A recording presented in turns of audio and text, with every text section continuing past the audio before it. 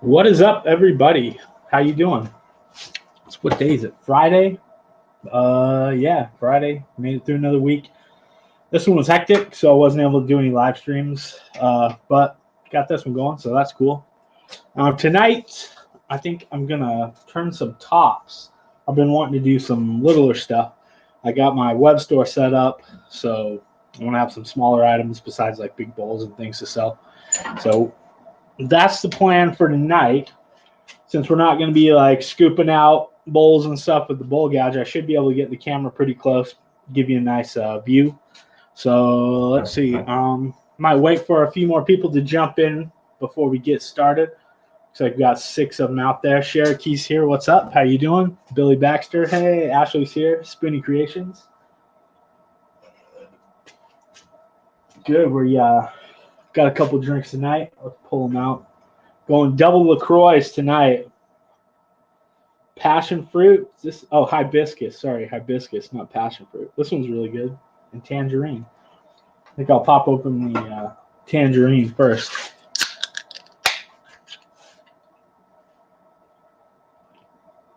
Oh yeah, good stuff.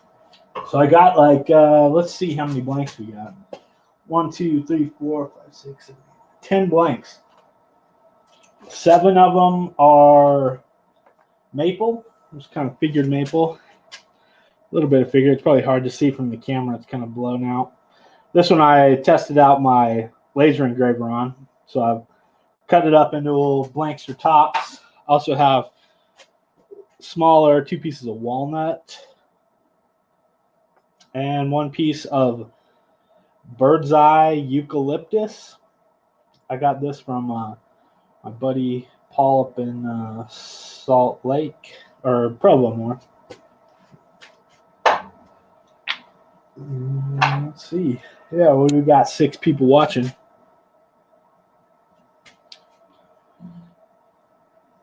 Yeah, I heard Carl's live at the same time. Everybody go over there to his channel and tell him to tune into mine. No, just kidding. I think he's doing the whatchamacallit, the Maker, what is it? Maker Fest. They're doing it live on their channels instead of getting out and being able to get together. Let's see. Let me switch the cameras here, and we'll get something chucked up while we're waiting. There we go. I think I'll start with a piece of maple. I got some dyes also, so we can dye these things and have some little bit of fun with it. We aren't going to need too many tools. I'll probably be using like 3 tools mostly. Should be spindle gouge. We got a 1/2-inch spindle gouge, roughing gouge, spindle roughing gouge, and a little 3/8 detail gouge, and then sandpaper and whatnot. Okay. Speaking of sandpaper, I thought I had everything ready, but I need to jump over and pick up some sandpaper real quick. These ones are fun. I haven't turned tops in a long time, so there's a very real possibility something's going to blow up and come off the lathe tonight. So you guys are tuned into the right channel for some action. I'm typically a bowl turner, so this is a little bit different orientation on the way the wood is mounted, and then also kind of different tool set. But it should be pretty fun. We'll see what happens. Pulling off my sandpaper right now, and then I'll start turning. See what we got.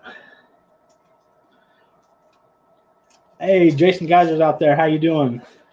I'd make a channel, but would but the rest would surely follow. Oh man.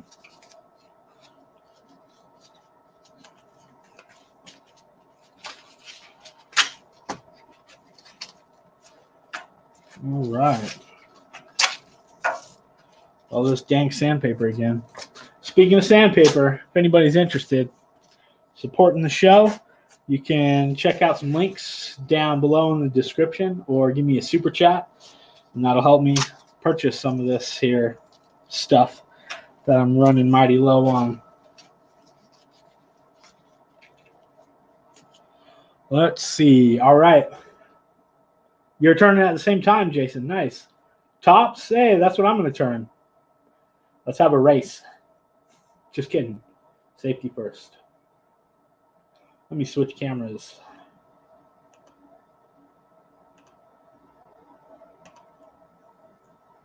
Okay. Hopefully it doesn't look too blown out. Maybe that's a little bit better. Kill one of these lights just to see if that helps.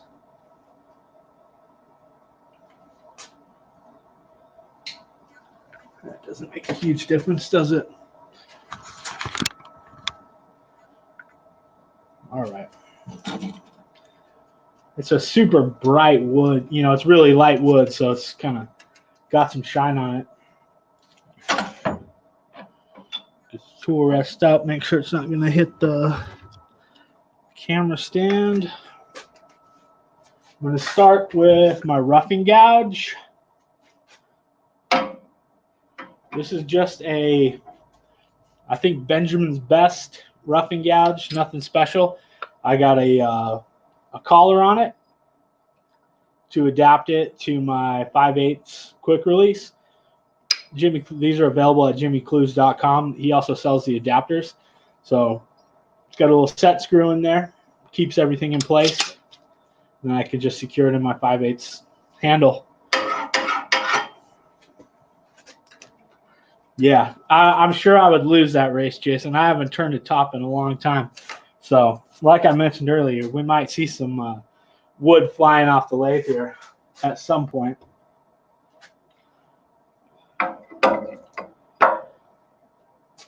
Face shield. We'll wipe it off. Oh.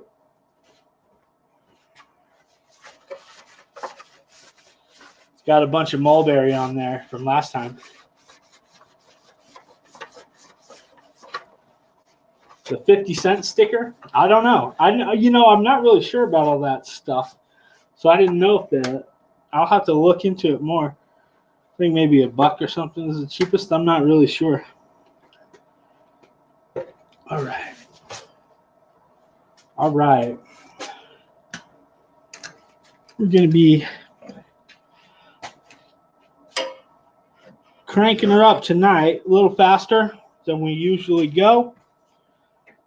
I'm going to drop this just a hair. So I'll be cutting on the center line. Yep, looking good.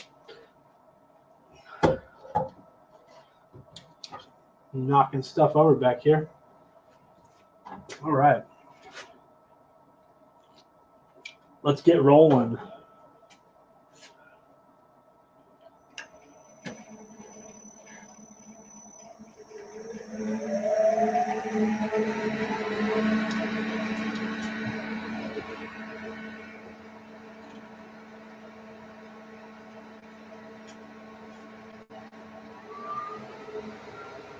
We got her cranked about 2,300 RPMs. Nice and fast on spindles.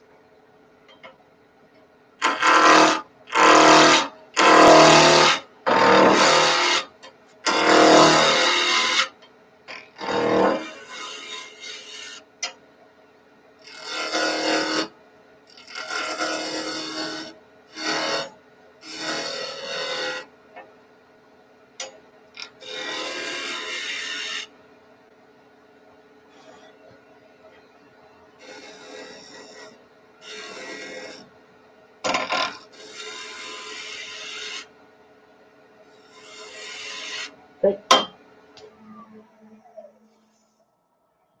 Almost there.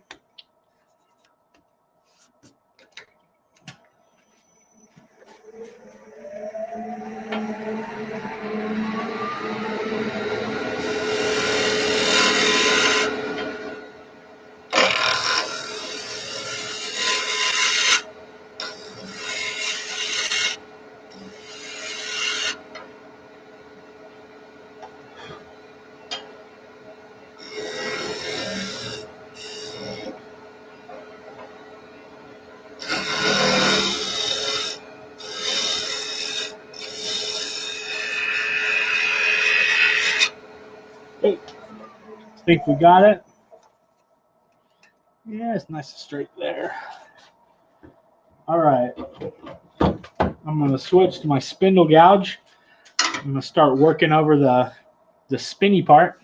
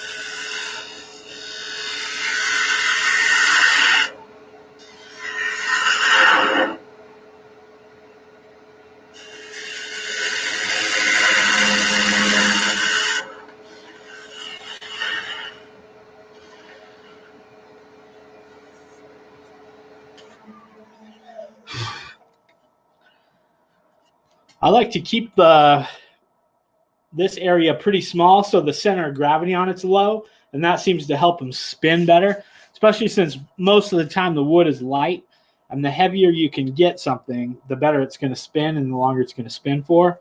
So if we keep most of the mass lower down to the spinning point, I find that it really lasts a little bit longer. I may have to, based on the size, I may have to cut it down a little bit. I don't know if I'll get a good proportion out of the handle with this, but we will see. Next up, I'm going to start cutting into it and getting the place for the handle. This is kind of the tough part for me. You can get a lot of chatter and stuff, so you have to like kind of carefully remove it. And once it gets really down to the bottom of it where the handle is going to be, you can't really go back. So if you're not careful, you get a bunch of chatter on the inside just from the piece of wood flexing while you're putting pressure on it with the tool. So here we go.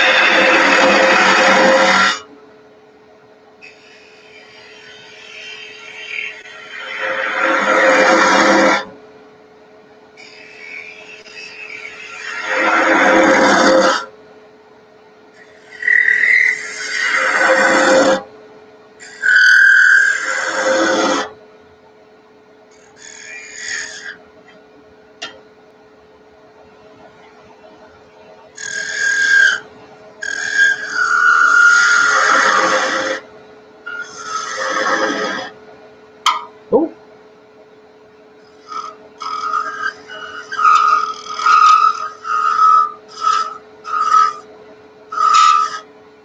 You start to hear that little high-pitched squeaky sound. That means it's sort of flexing. I'm coming up off the bevel a bit. So I'm going to switch to my 3/8 detail gouge, which is a lot smaller of a tool. than the other one, so I can try to get a couple last cuts, and then I'll work my way up in through here.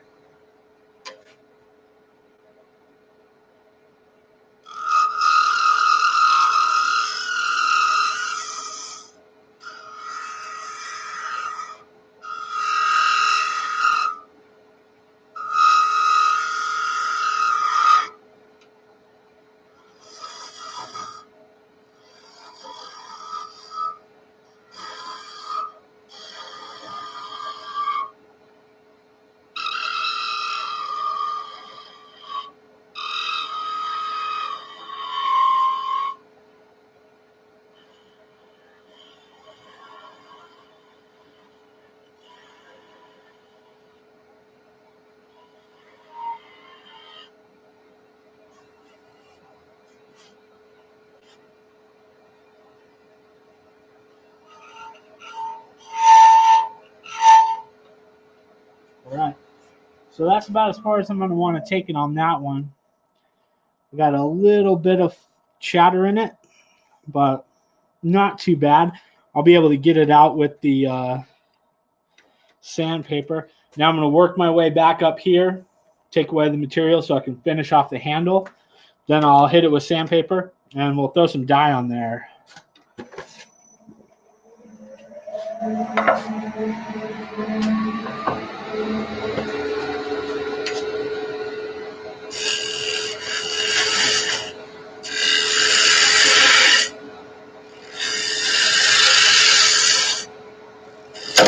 Ooh.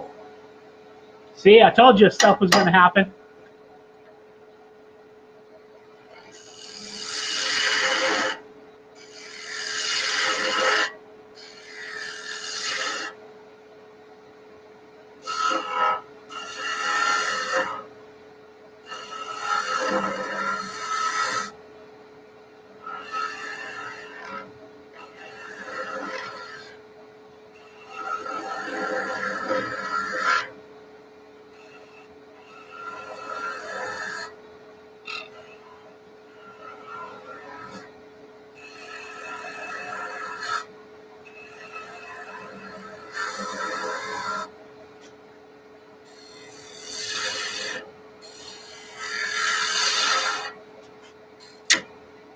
See, I got a little something right there that's grabbing me. Yeah.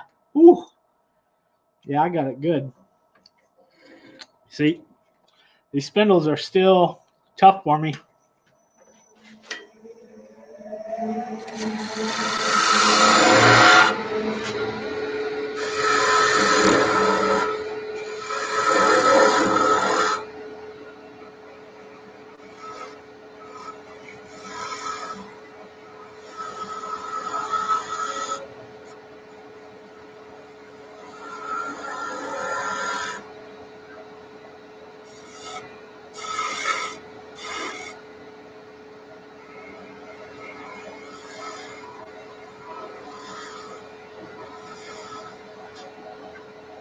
Okay. We're going to stick with that for now. Get some sandpaper out.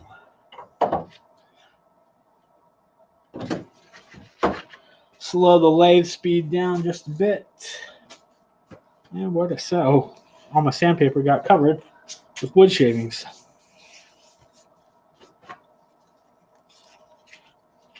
Okay, I'm going to back the tool rest away. Turn the speed down.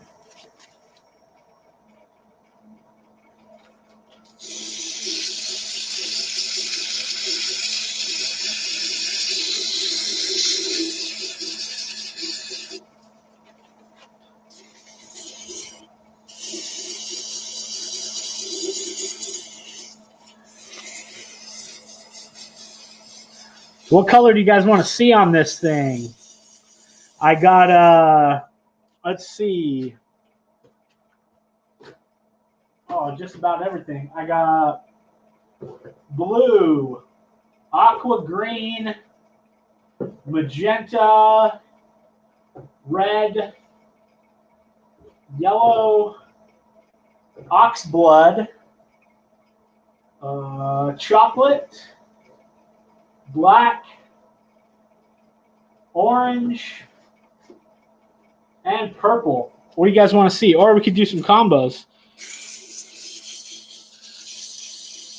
All this dye is all alcohol-based dye that I got from Craft Supplies. They're artisan dyes. They work really, really well. Soaks in super evenly. It's easy to blend them if you've got you just use rubbing alcohol, like 91 proof or 70 proof or whatever. I unfortunately don't have any right now because everybody wanted it more than me from the store. So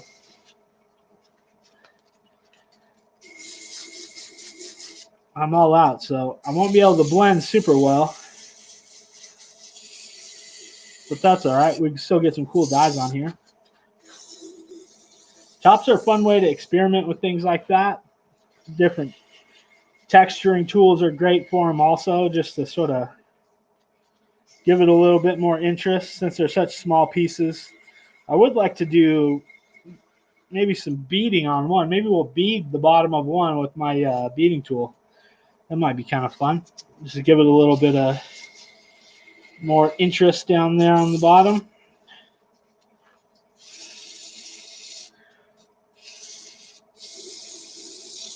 Good part about tonight is I won't have to use too much sandpaper. I can just save them. It's just going to take a little bit. Orange and black stripes. Yeah, let's go through the comments. I can read the comments right now while I'm... Ooh, looks like we got a super chat from Cherokee. Thank you very much. I really, really appreciate that. Making tops.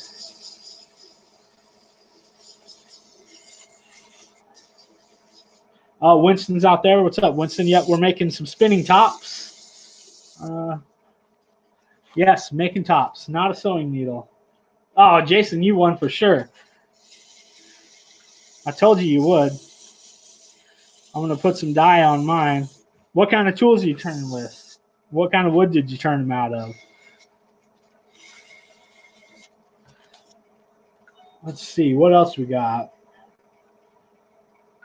50 cents for sandpaper. I'll tell you what. Every little bit helps.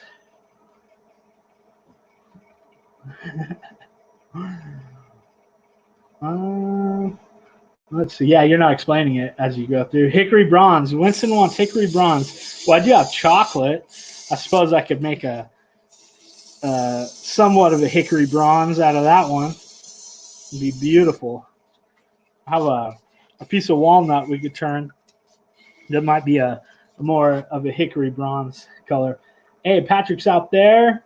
Jim too. What's up, Jim? Did you go over to Carl's channel and tell him to subscribe here or come watch here? I thought I must have missed it. Didn't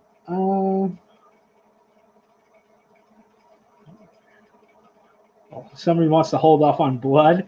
Yeah, let's hold off on the blood. And we got one for green. Winston wants. I thought I saw Cherokee said I helped you fix your swamp cooler, which is really cool because that's one of my most popular videos. I need to quit reading these and get back to sanding here so we can keep moving. Otherwise, I'm never going to get these turned. But yeah, that was like, that video came out of several years ago, but that was one of my most popular videos on my channel, surprisingly. It's supposed to be a woodworking channel. My two most popular videos are how to build a fire pit and how to tune up your swamp cooler. Speaking of which, I'm going to have to roll that thing out pretty soon because we're getting dangerously close to summertime here.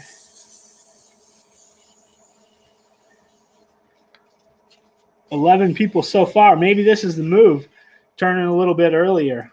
That way everybody gets a chance. I even tried to do some math to figure out what time it would be over in the UK too. I know I got a few friends over there who may want to watch. What do you guys think? You prefer earlier or a little later, or does it matter right now because we're all stuck inside?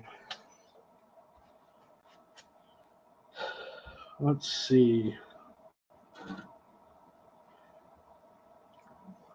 Jason says he's using some Siberian elm with his Thompson 3/8 spindle gouge. Nice.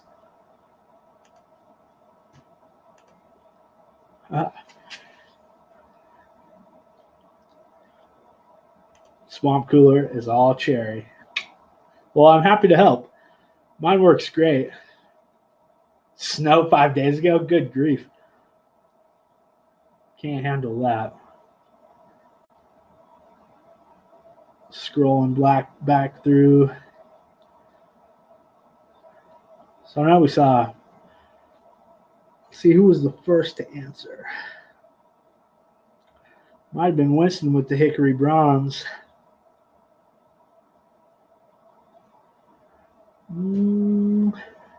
Green. Winston was first to answer with green. Then Jim Bashirs came in with Ox Blood. Winston again, Hickory Bronze. Jason Geyser with orange and black stripes. So we'll start with the green and go from there. Let me get my gloves. This is going to be a sin here. I'm going to try to only use one pair of gloves because I can't waste them, especially in these crazy days that we're in.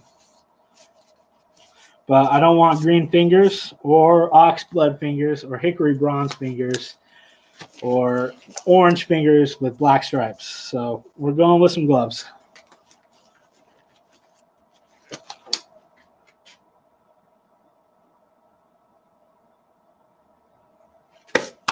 Okay, there's more for green. All right, green it is. Get into my box here. Unfortunately, I don't have any more Kelly green because it spilled in my box. So I've got aqua green. Hopefully that'll work. Maybe you guys didn't hear the aqua, but that's what you're getting, aqua green.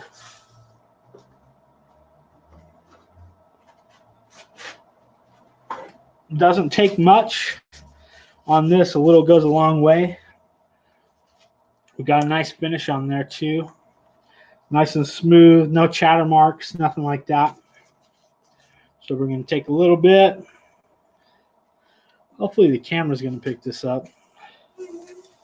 Should, because of how white that wood is.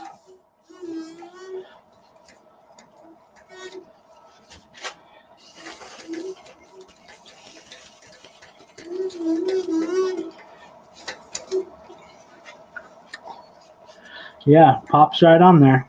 No problem. I love this stuff.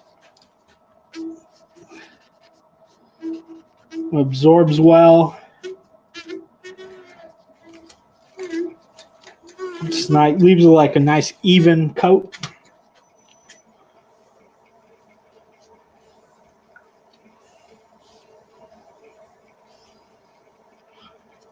It dries quick.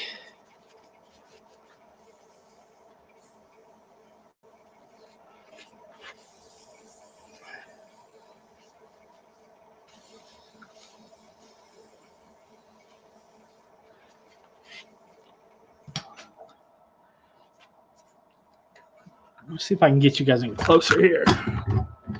Cool.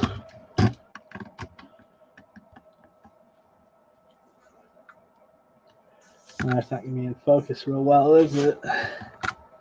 Maybe. It's hard to look at a computer screen and then also figure out like what I'm supposed to be pointing it at. But yeah, definitely more of a blue than a green, so my bad. But maybe the ox blood will look better.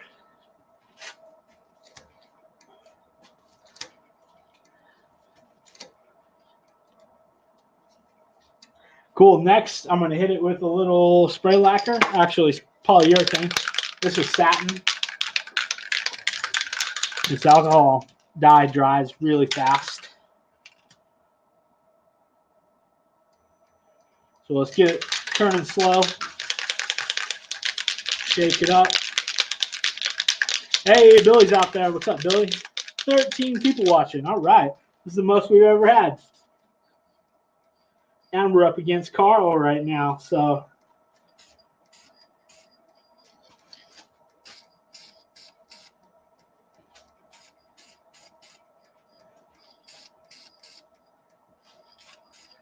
and crank it up. Help that die a little. Let me switch cameras here. We'll jump back to the chat and stuff, and I'll get a drink while we're waiting for this one. This polyurethane should dry really fast, so no worries there. Where did I set my drink at? Put my polyurethane lid on top of it, so it looked like something with a lid on it. But hey, weren't we talking about that last time? Shavings in the drink? Problem solved. Modern problems require modern solutions. I'm just going to put it back on there, so next time I go take a drink, I will already have forgotten that I put it on there, and then I'm going to say, where's my drink? All right, let's see what we got popping in the comments right now.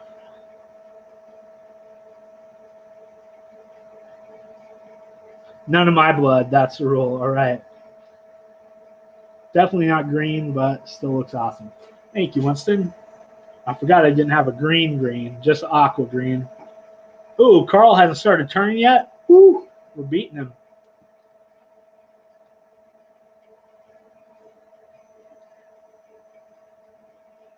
Get the patent for a spray paint can, or yeah, spray paint lid on top of the soda can.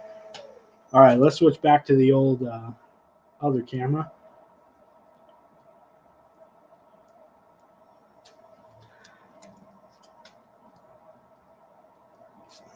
Should be good. We're just going to part it off real quick.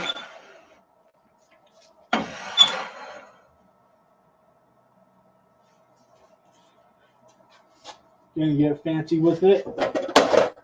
Oh, I need a little more space back here. My poor thermometer just took a digger. Almost 80 in here. That's the thermometer from my swamp cooler video. Fun fact.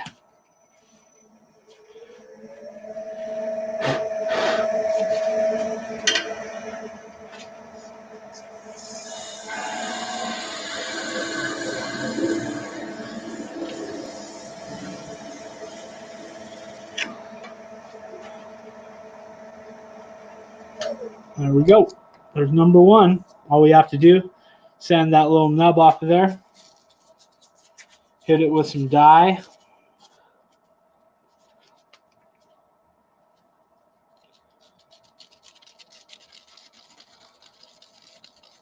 We'll be good to go. I'll save that for after the show. We'll just keep rolling. But yeah, there's number one. Now, where's a safe spot for it?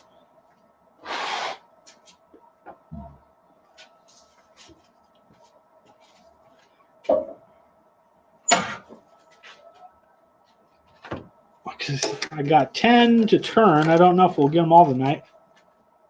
We'll see how it goes. Do a smaller one. We'll do a walnut one this time.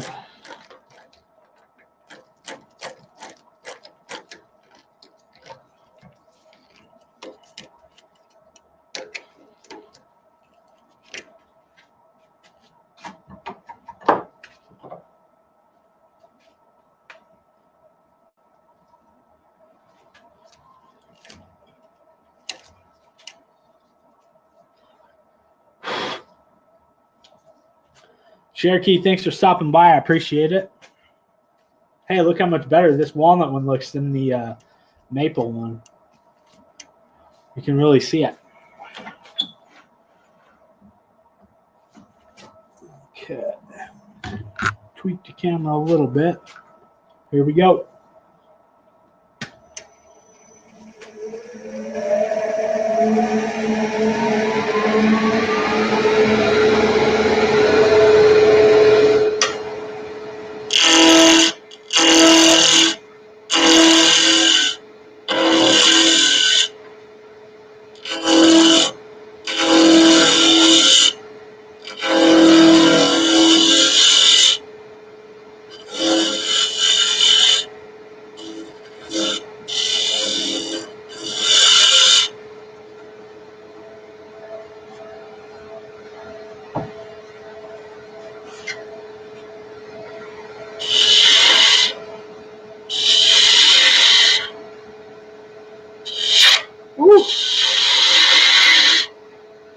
A little too open.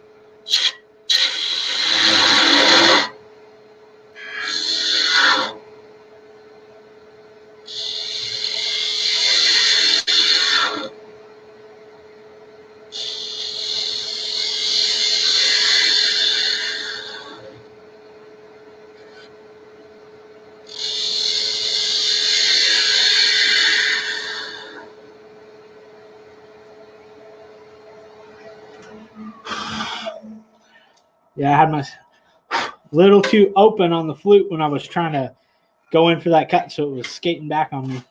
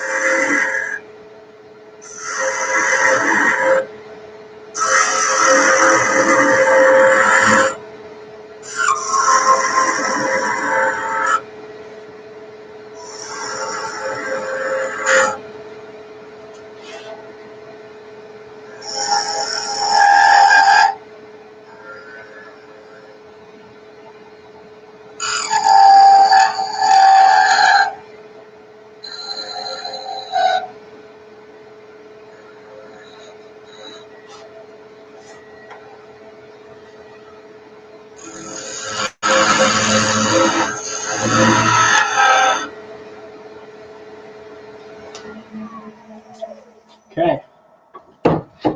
There's that one. Looking good. Needs a bit of sanding.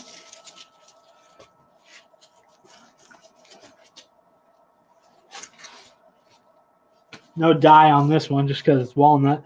So we'll put some walnut oil on it and it'll be all set as soon as we take it off.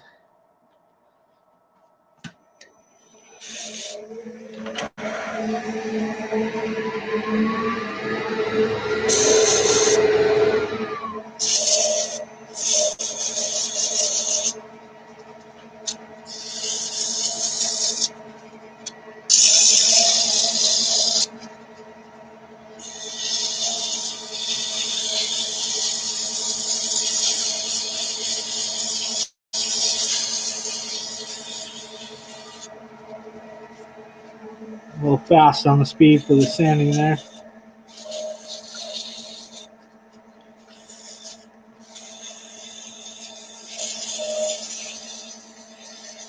Ideally, I wouldn't even have to sand, but, you know.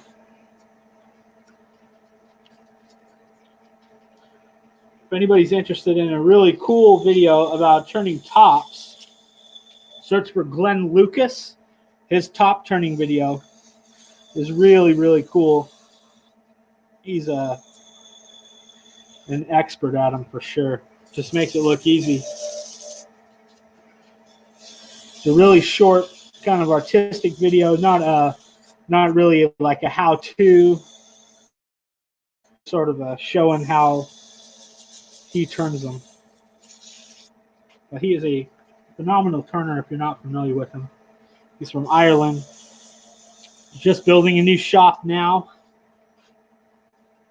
Oops, wrong side. So definitely a goal of mine one of these days to make it over there and take a bull turning class from him. or really any kind of class. I think that'd be a lot of fun.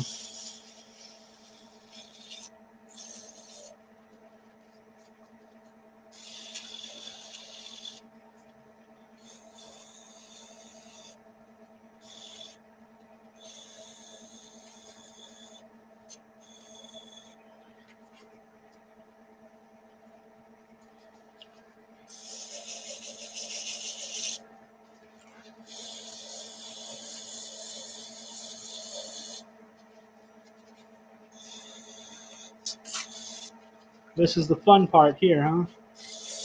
Watching me sand.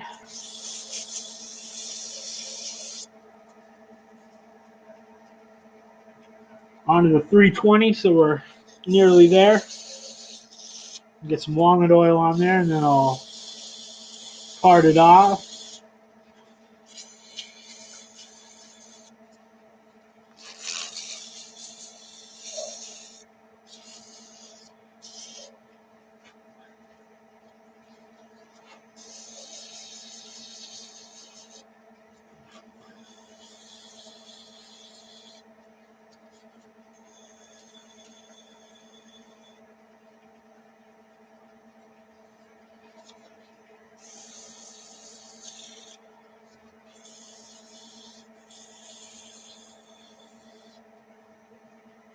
Okay.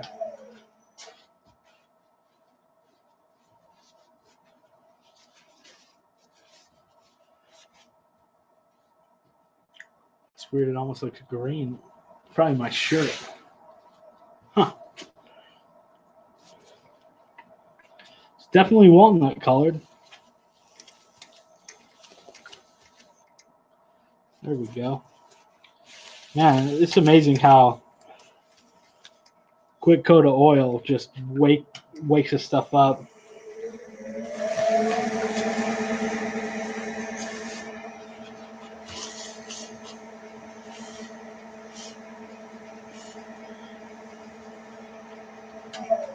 All right.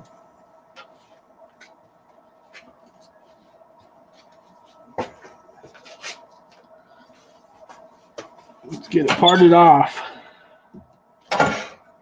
Oh, I'm going to have to scoot you guys back a little.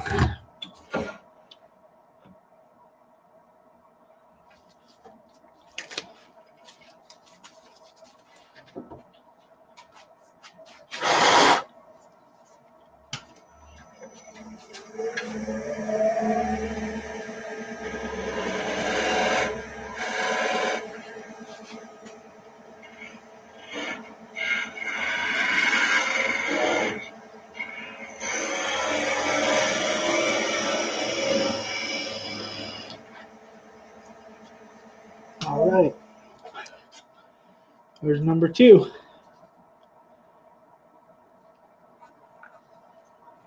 Got a nice shine on there, too. It's one thing about walnut. It sure does sand and polish up nice. Hey, it works. Okay. 2 down, 8 to go. What do we do next? Another walnut and bash that thing out? Or should we go with more maple or bird's eye eucalyptus? We got 3 to choose from.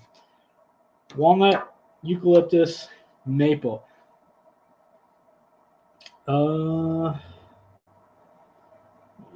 Let's see. Go to the old comment section here. Switch my cameras around. Where's my drink at? Gotcha. Just kidding. It's right here. Under my custom drink holder. Patent pending.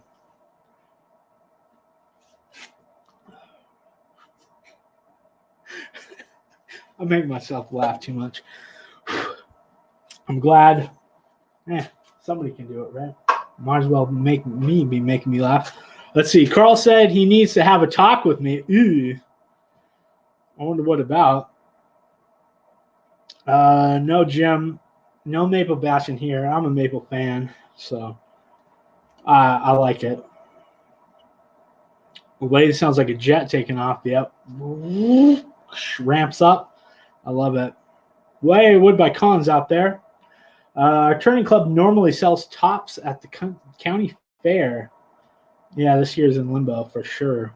But yeah, I'm hoping to sell a few on my web store. And thank you very much, Colin. If you're not familiar with Colin, go check him out on Instagram. Wood by Colin on Instagram. He just shared me, which I thought was awesome. So I really appreciate that, buddy.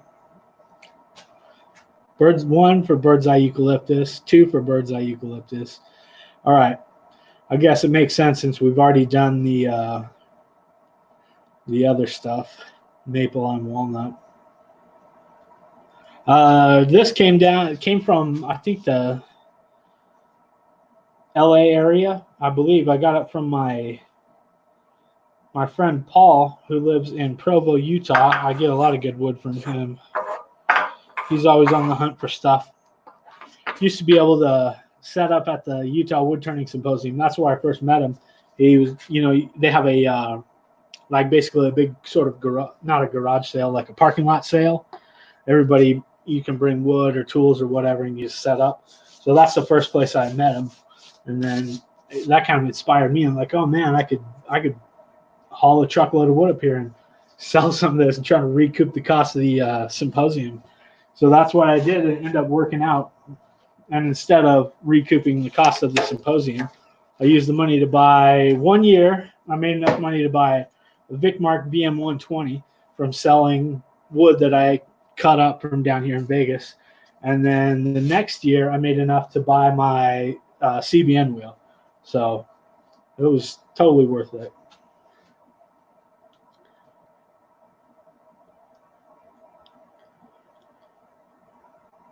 Let's see. Patrick said they're doing a 2020 Maker Fest live video thing. A bunch of makers were also live. And I saw that. Like, I set up this live event yesterday, and I didn't notice until today that a bunch of people were doing that. So, oh well. Let's see, just finished one out of cherry this time. Green stripes with a black spiral. Yeah, anyone who wants to see it, go check him out. Guy's a wood turner on Instagram. Let's chalk up this eucalyptus. We'll start turning it. I got no idea what to expect with this one. I know it's pretty.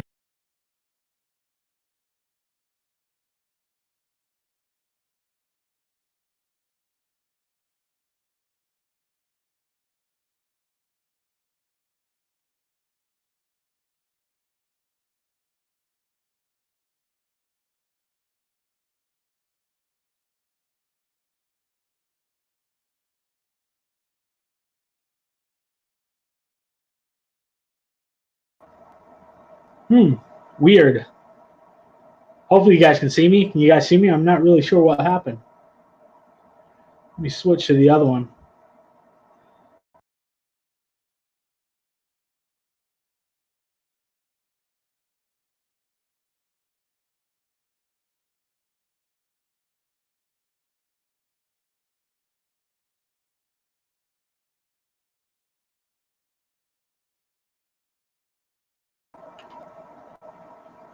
I don't know what's happening. It's getting upset when I try to switch to this other camera.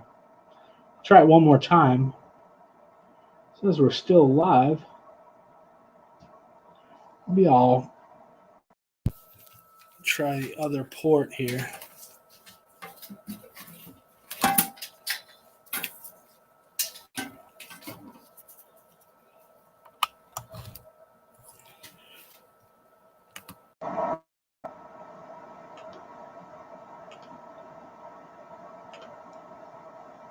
Hey, there we go. Lucked out. Okay, camera 2 working now, Patrick.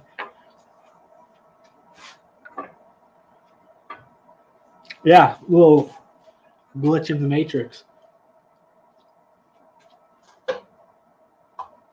The old Chromebook that I got for $100 on Black Friday 4 years ago might be on its last legs. This one's a little bit rectangle, so We'll see how it goes. Got a crack on one end, so I'm going to put that in the jaws. Yeah, it's full on not holding on one side. We'll just be careful.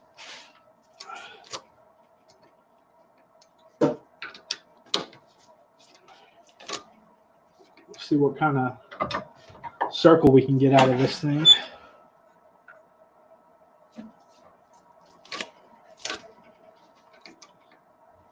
Yeah, too much clicky. I always got to knock that stuff off.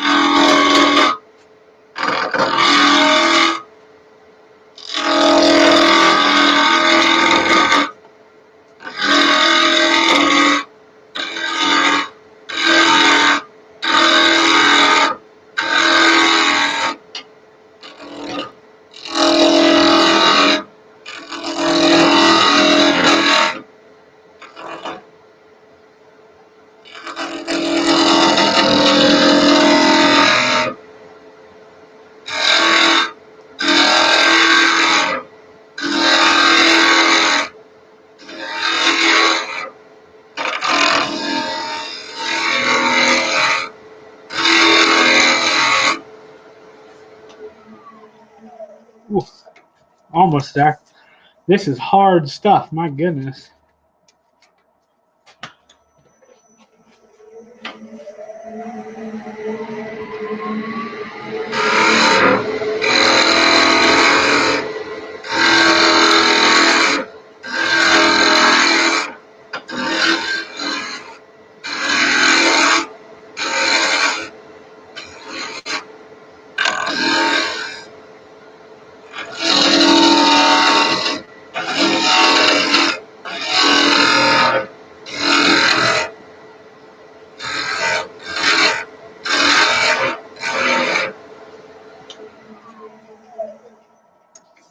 Okay.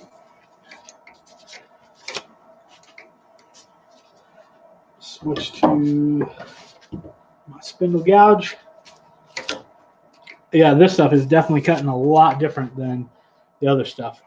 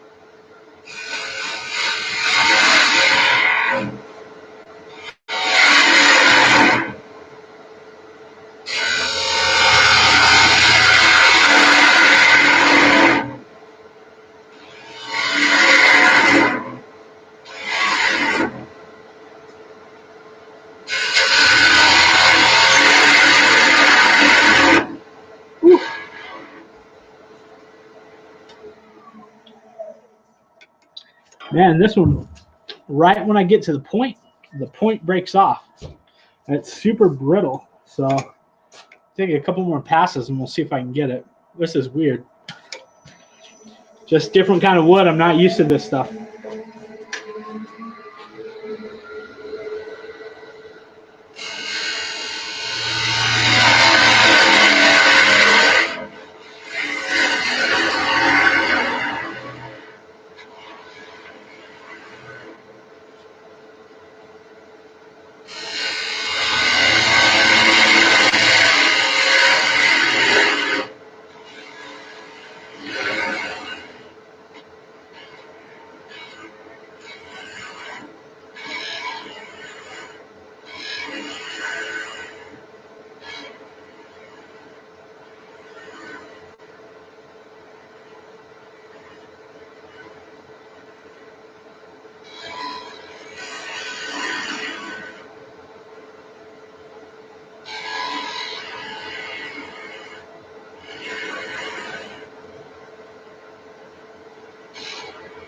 There.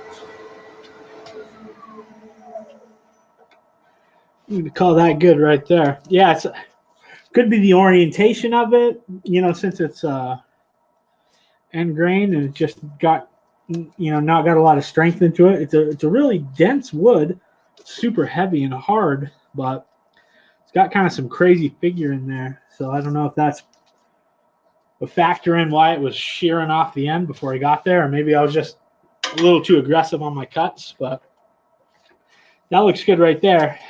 It's going to be interesting to see what happens when we get down in there. If we were having an issue with this, I'm worried the end is just going to come flying off. So we'll see.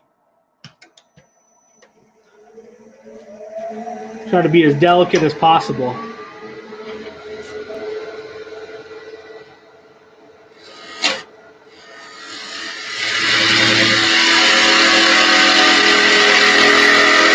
Oh yeah, this stuff is hard to turn.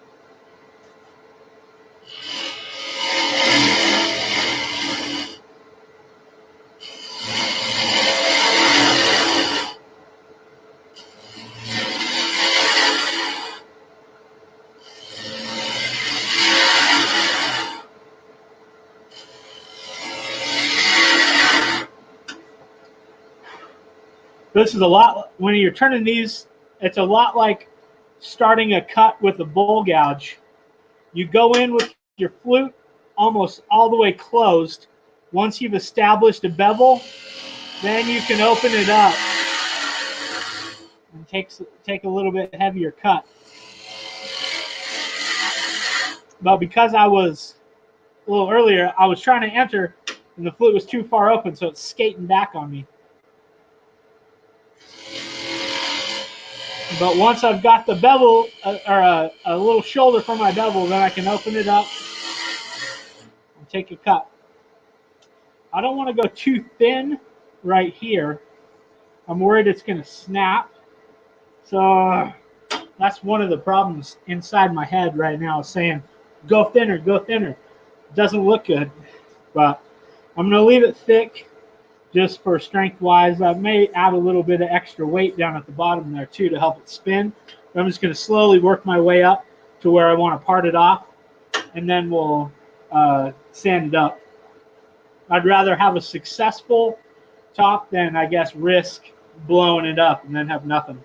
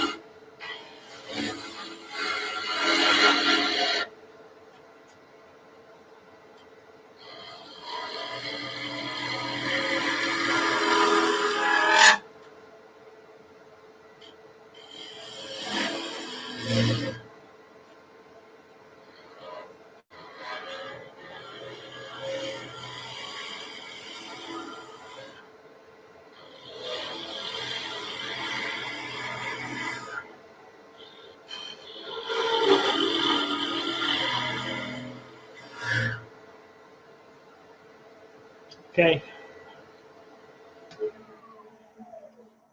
Not the prettiest thing. This is strange wood, though. Man, when you can get a nice cut off that bevel, it is just like glass. Wow. Be interested to get a finish on this. Scoot you in a little closer for the sanding.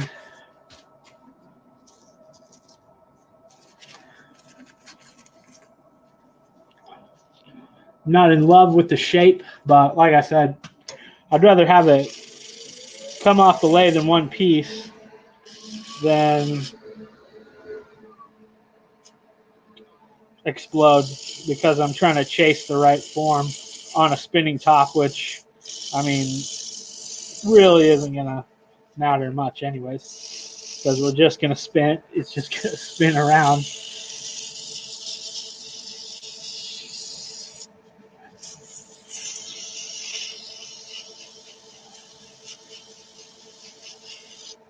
It's all about practice. We got nothing to prove right now. It's another reason I like to turn tops is there we go, really great practice. Good for tool control and keeping an eye on, how the wood works. And when you get it really small, you can feel the vibrations in it. Feel the whole piece moving. So you gotta keep very light touch. So it's good for that too. Good practice in letting the tool do the work, not forcing it through the wood.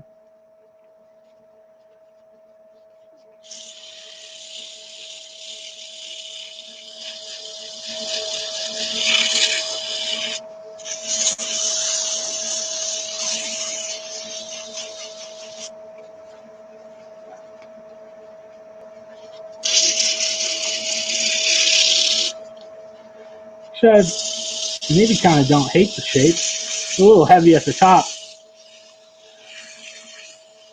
We'll see.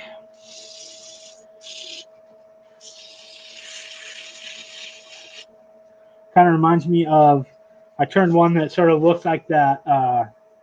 What's that weirdo movie with Leonardo DiCaprio, where it's like all about like dreams within dreams and stuff like that. And there's like, he always carries the top with him. What is that called? I keep wanting to say Memento, but that's the one where the guy has no like long-term memory or something, and so he tattoos things on himself. Somebody out there knows what it's called. Inception. Yeah, there we go. That's what it is. I just remembered.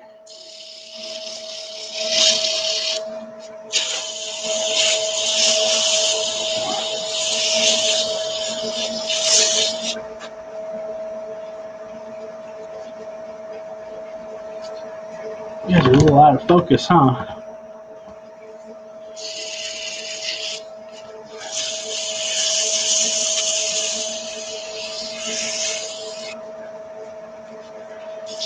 Here goes 600.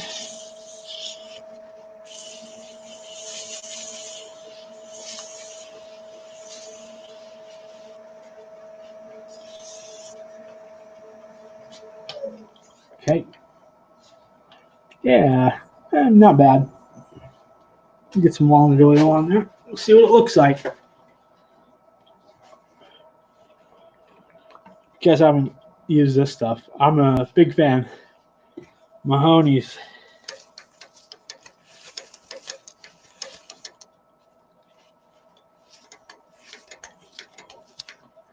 Oh yeah, I'm gonna have to take some nice pictures of these and post them on the Instagram. See if I can isolate it so you can see a little better. Yeah, it's got some cool figure in there. Cool grain patterns. The old webcam's not doing it justice.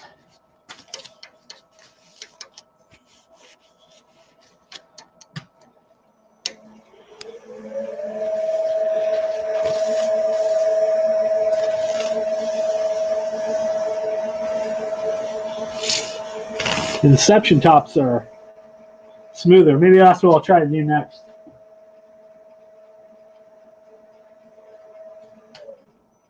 Journal Inception top.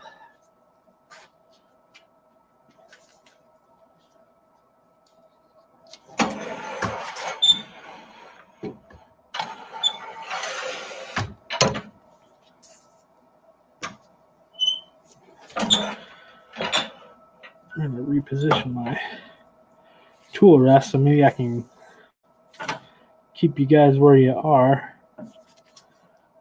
Just arrange this a little differently. Okay, let's part this thing off. And hope for the best.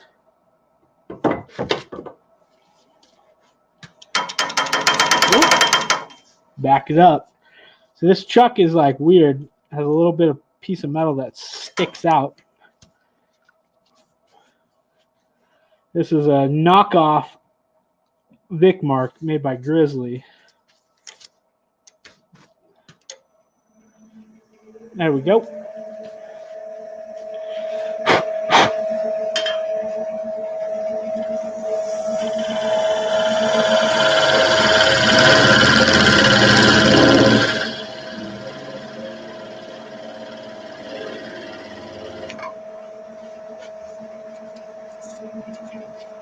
Cool.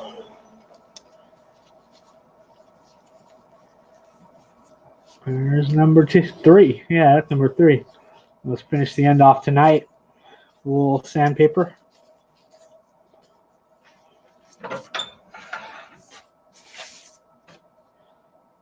Definitely heavier than the other ones.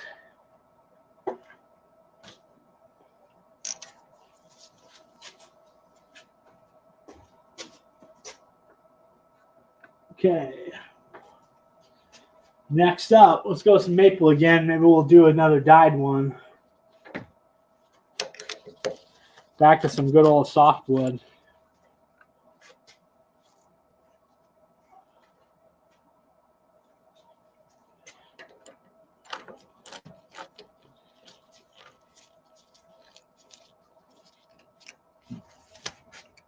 Another piece of the laser tap handle, or yeah, it was a tap handle, the laser test. I love Nevada, and then it had a state of Nevada down at the bottom. It was for Bad Beat Brewing here in Henderson, Las Vegas area.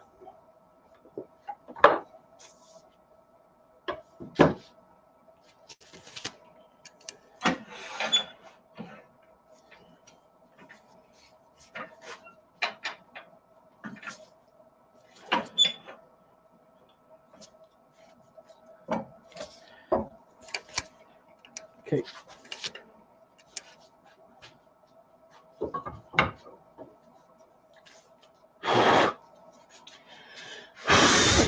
All right. What color should we do next? Should we go back to the color list? It's a ways up there. Remember, green came first. Then Oxblood, but it was more of a question from Jim. Or orange and black stripes. That might be interesting. Let's give that one a go. We got orange, we got black. It'll be what's that tiger show that everybody's obsessed with? It'll be the tiger guy top.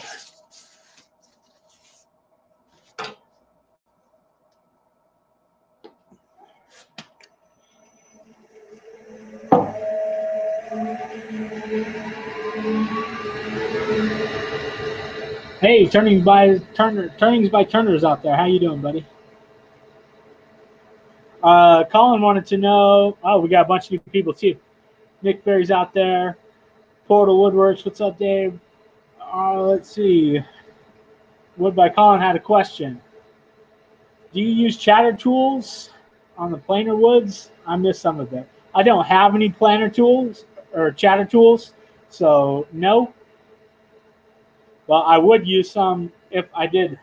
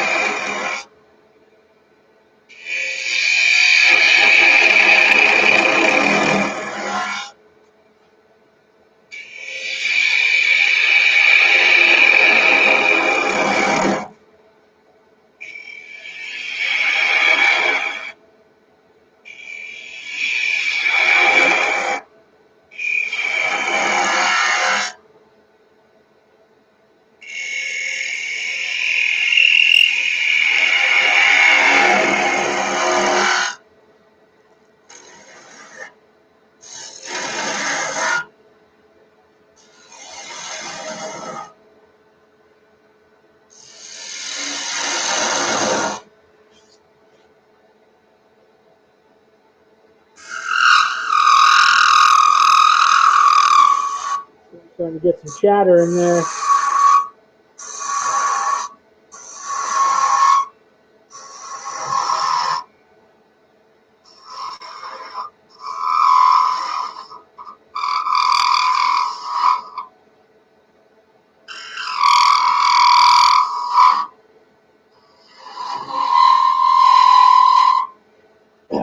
Yeah, getting a little bit of chatter. So that's like a free texturing tool.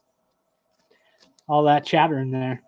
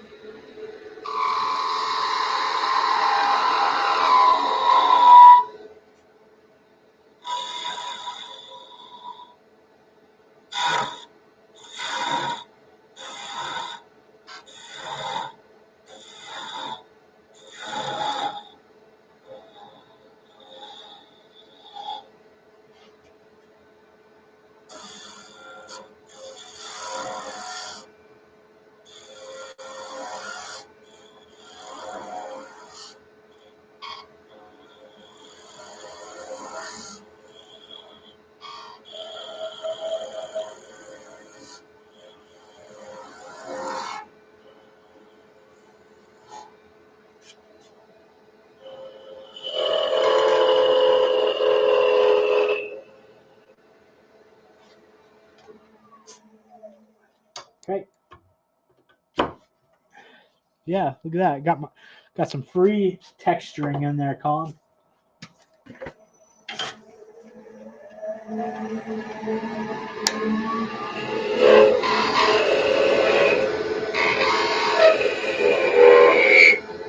There. All right. I forgot where we were going with Inception. This is more of regular old top.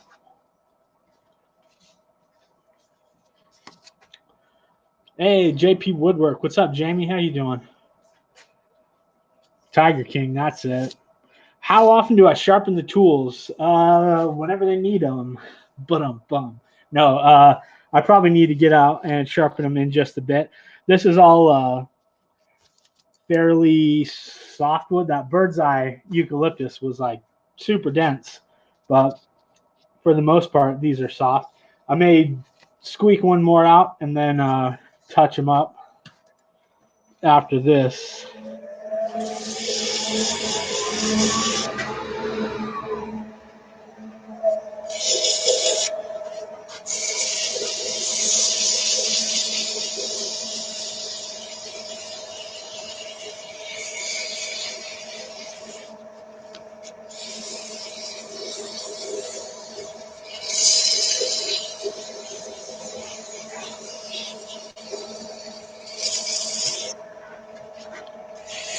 I'm gonna start thinking how I'm gonna do the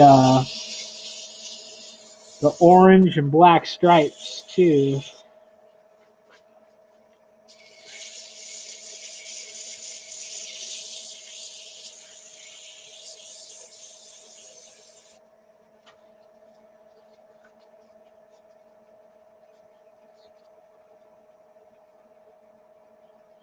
Wearing my Braxton shirt. Thank you. I don't even have any of my own shirts. This is oh, it's hard to see. Arbok.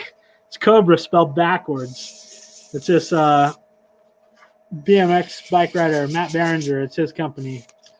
He's a machinist by trade, and he makes handlebar ends out of aluminum on the side for his to sell for BMX bikes. So, kind of supporting his side work with the shirt, and I ordered a pair of handlebar ends for my bike. All right, 180 next.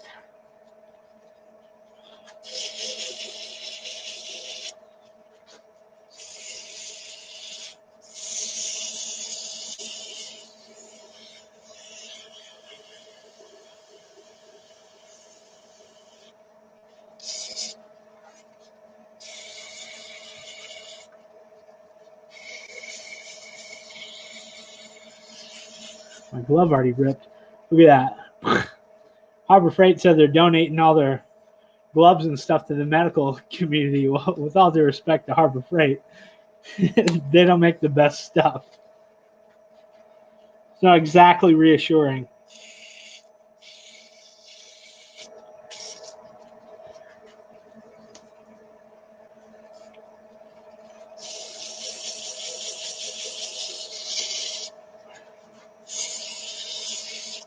I'm going to have to one-hand the dye.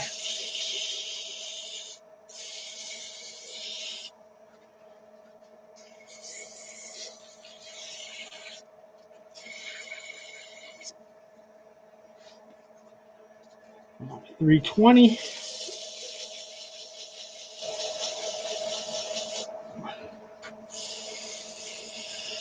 Brush for the dye. You use brush tip markers. What kind? They're using when I do the basket illusion, I use, what are they? Faber-Castell India ink brush tip markers.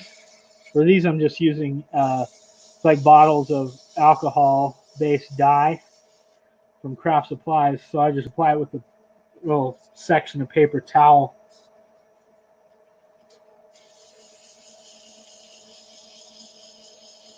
Put the black on, sand it back. See, I was thinking the other way.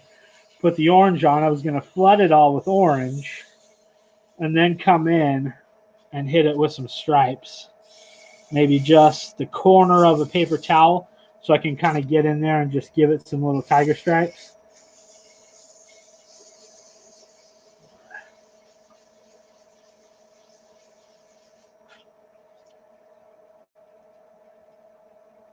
Stay in the soft parts of the grain. Yeah, it'll definitely suck it up.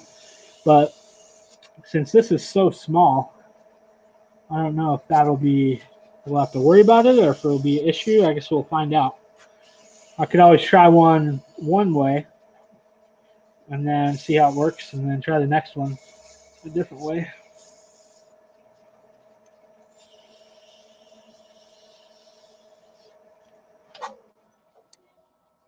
Still got a little bit of chatter. Unintentional chatter. I'm going to see if I can't get it out here real quick.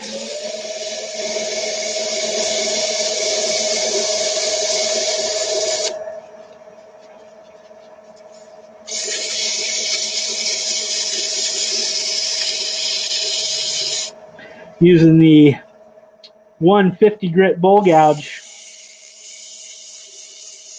spindle gouge in this case.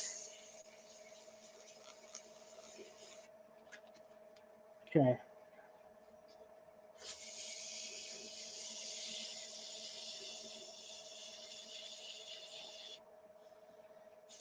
That's got it.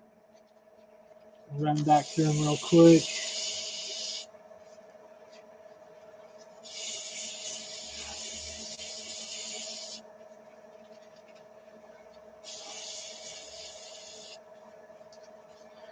Up to 600. All right. There we go. All right. Sharpie brush tips. I haven't tried those. I'll have to keep an eye out for them. So here we go. Orange and black. Coming up. Tiger King top. That adds an extra $30 to the price.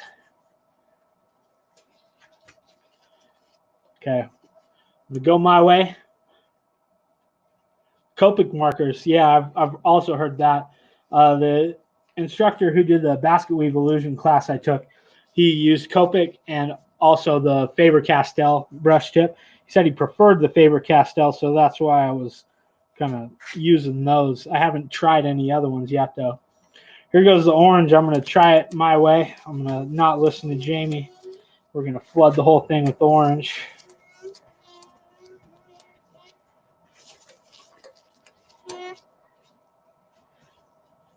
Being careful not to get too much on my ungloved thumb.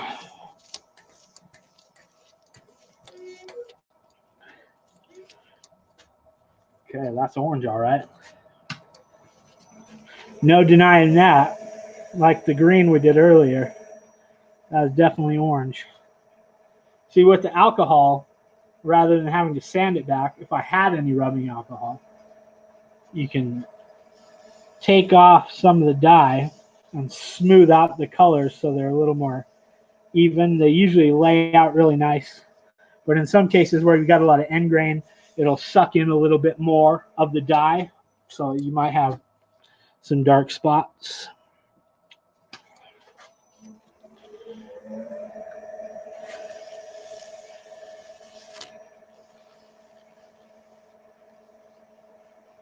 Okay, there's the orange. Make sure it's really well dried off there.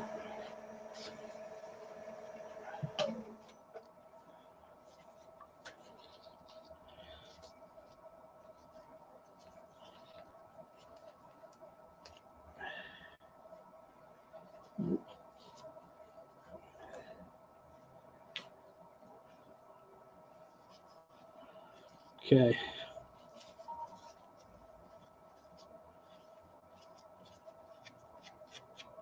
Try to make a little point with my paper towel to act as a brush. Everybody think tiger stripes.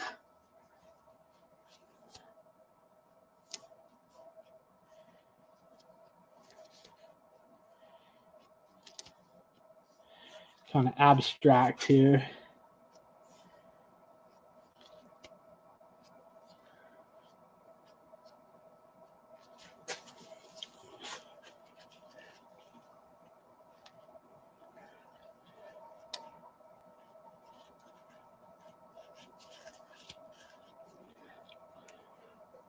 A little bit more. Oh, that was a fat one.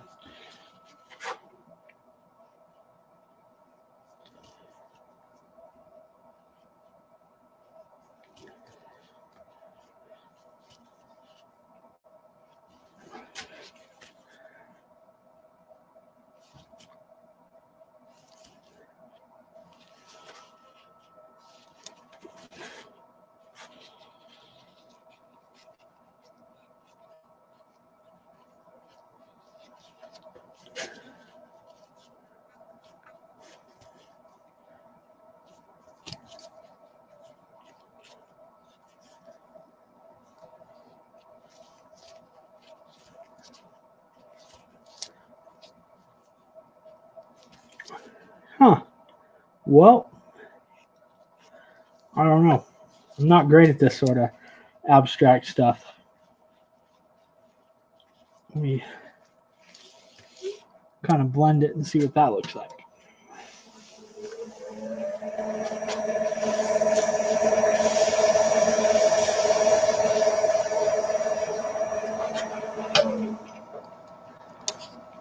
Yeah, I think it needs to be blended a little. Let's come back with some orange over top of it so we can thin out the black a little bit.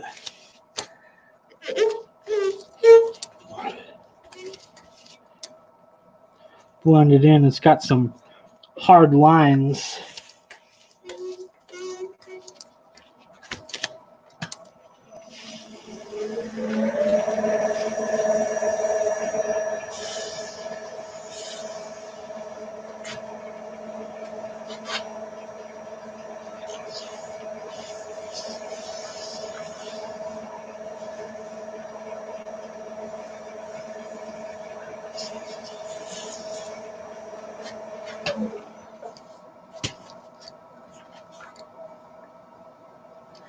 Yeah, it's not really in focus for you guys, is it?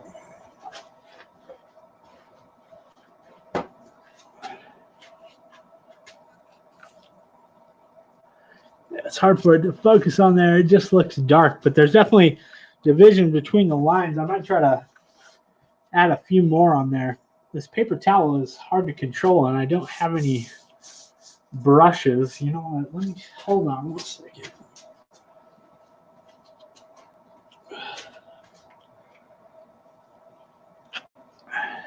There.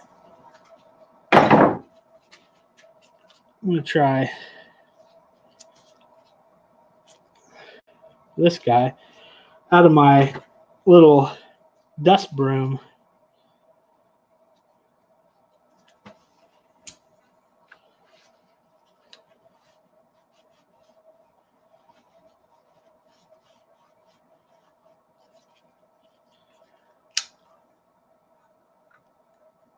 There we go. Yeah. Maybe that's the move right there. Out of my little bristle, out of my dust broom or little hand broom. Oh, yeah.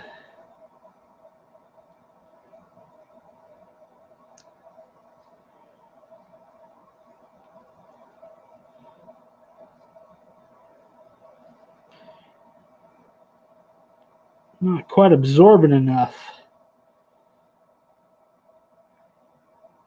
Yeah, it needs to be a little more absorbent. Try the other end. It's got a little more fray to it.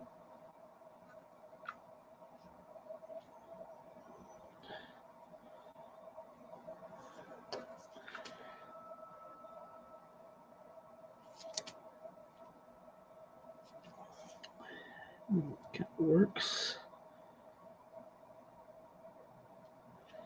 If I can get it back in there. It's one reason I like doing these live shows. Just getting new ideas from people, bouncing them off each other and seeing what we can come up with. Problem solving.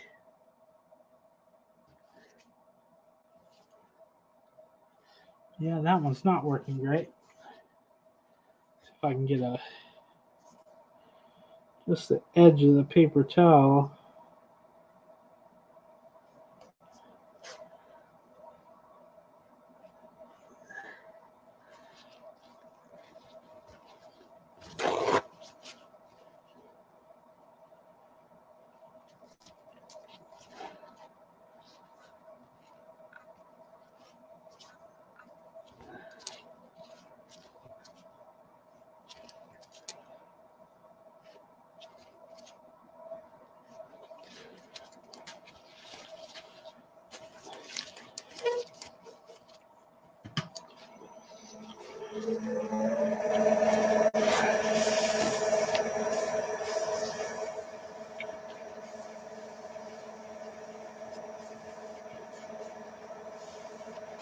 Cool. Let's call it good on that one. Give it a little more orange over top of that black. And we'll part it off and start the next one. I'll have to practice with the multiple colored ones. I've done like fades and things, but that's the first time I've tried doing a sort of the stripe thing. Well, yeah, I want to mess around with that a little bit more. Maybe we'll do that on the next, the fade one on the next, and see how it comes out.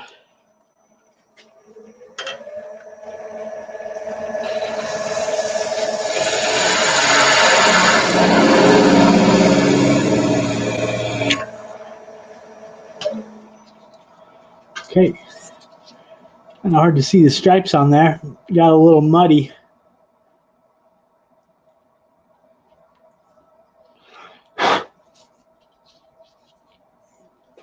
On to the next one.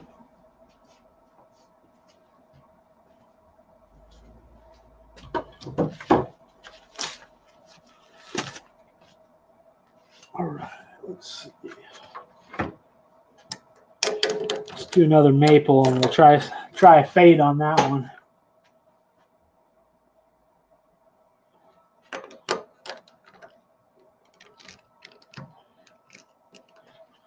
Gene Chambers, how you doing, buddy?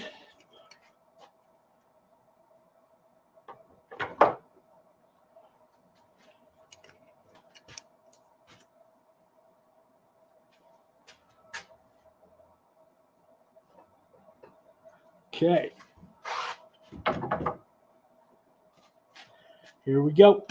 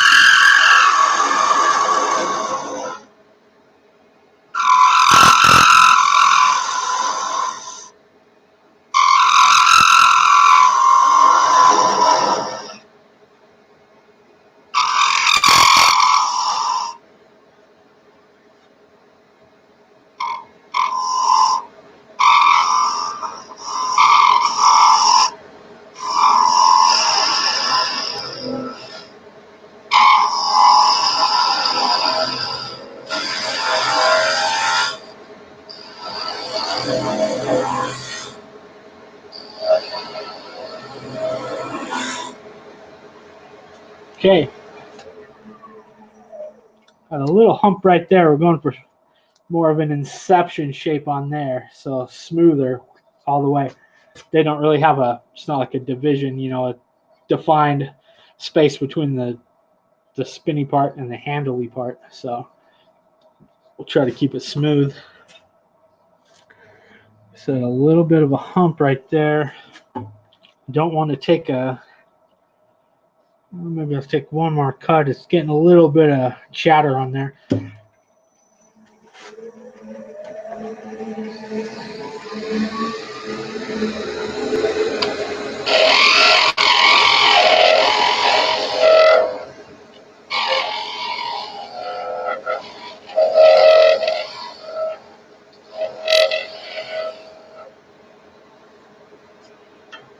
Thin that out.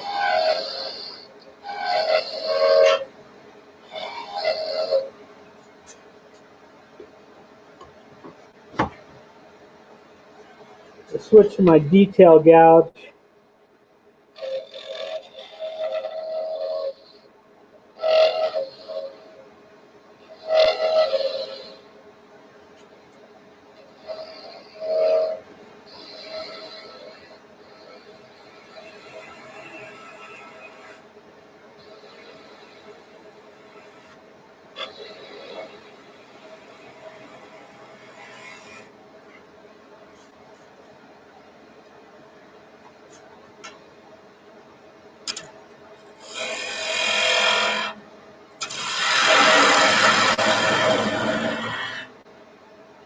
Okay.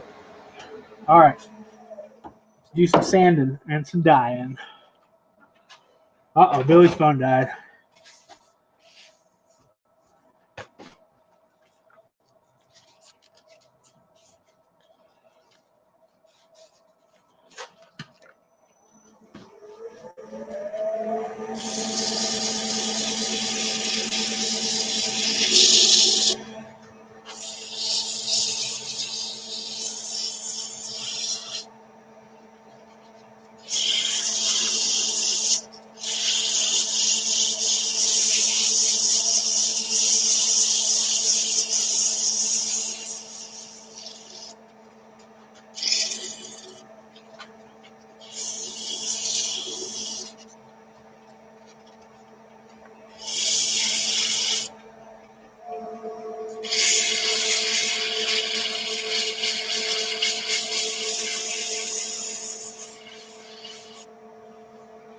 Yeah, feels pretty good.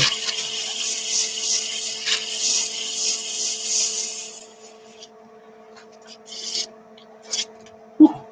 Good thing I was done with that.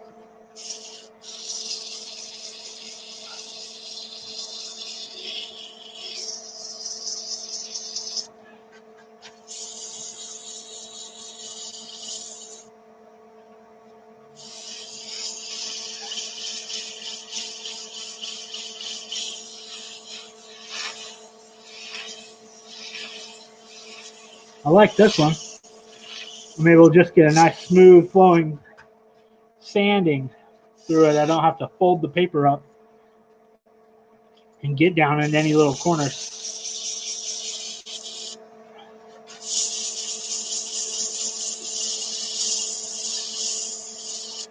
Ooh. Done with that one too, apparently.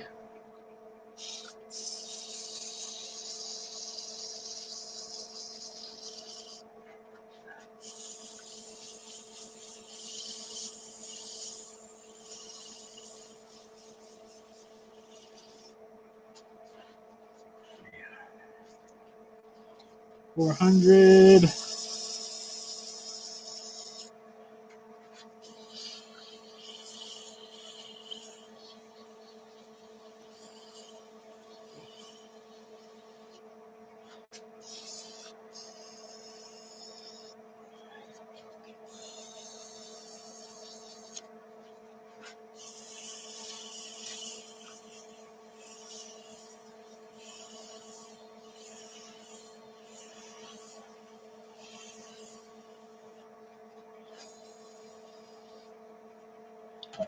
All right. Gonna glove up.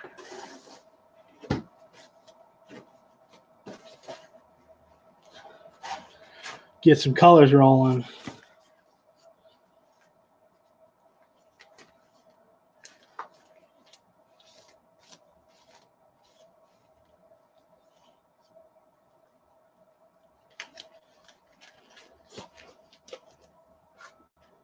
How about this time we go with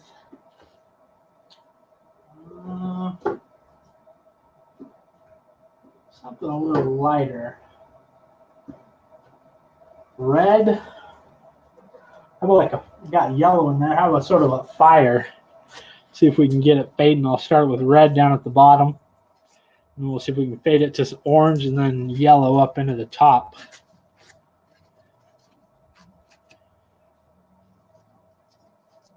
Okay, start with the yellow since it's the lightest color. Oh, you know what? I've never even opened this.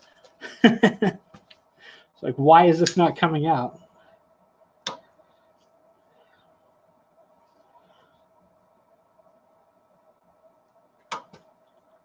Here we go.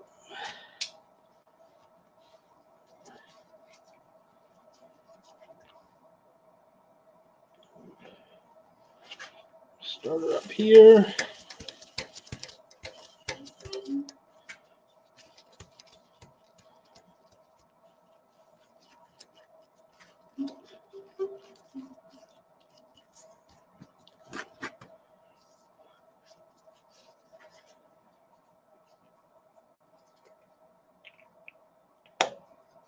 Get a little orange on there.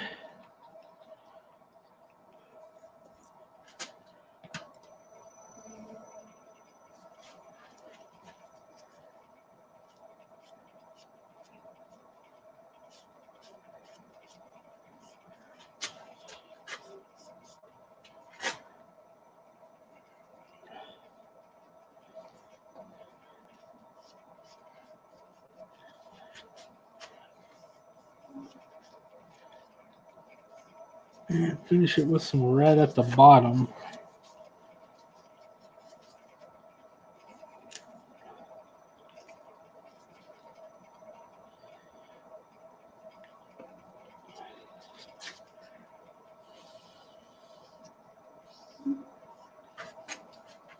Pull some of that red up through here.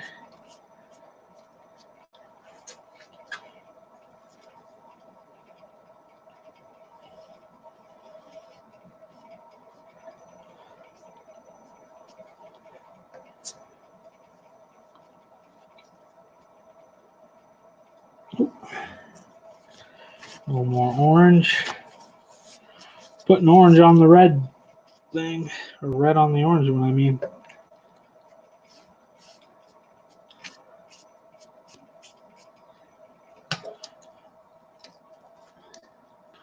So here's where the alcohol would be nice, because I can cut back.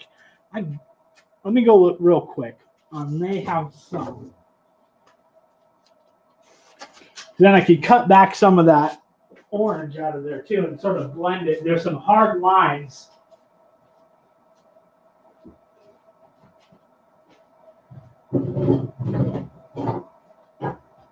Ooh, success.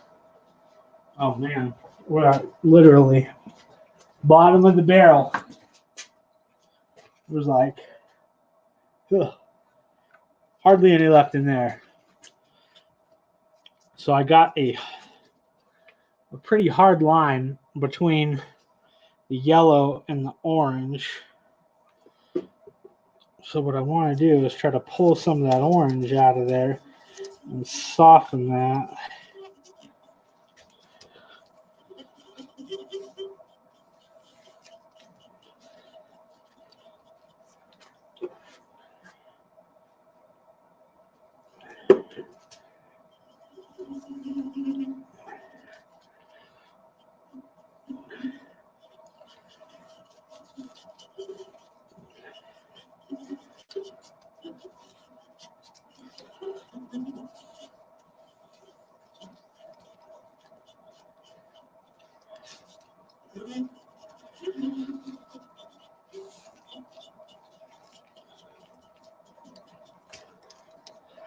Not bad. come back with a little yellow.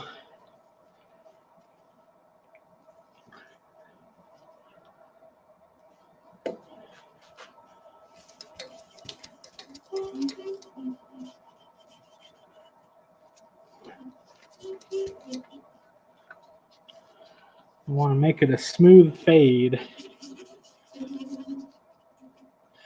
This stuff is really an art form, honestly. It just takes a lot of practice and trial and error to get. Looks pretty good there.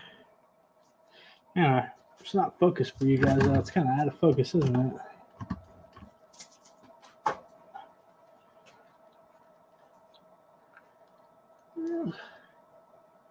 Not a bad fade at the top. It's really hard. It doesn't come through on the camera, so it's kind of hard to explain. Let me hit it with some spray lacquer and we'll get it off of there.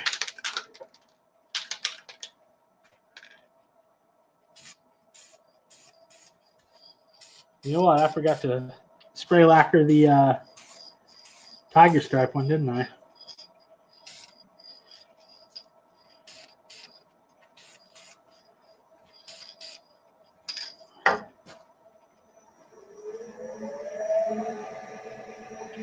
Crank it up, let it dry a bit, and we'll have a drink. Who all's out there? Everybody's fading away. I only got 4 people now, huh? That's all right. We've been going for about 2 hours now. May do one more and call it quits. I'm going to have to go in and start cooking dinner soon.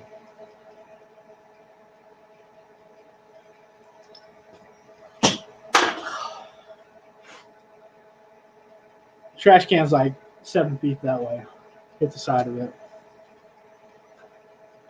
That's why I don't play basketball.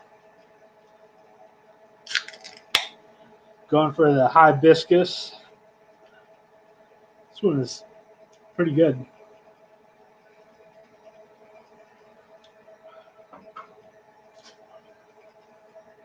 Okay, this guy ought to be ready to roll. Hopefully dried enough that I can pop it off of there.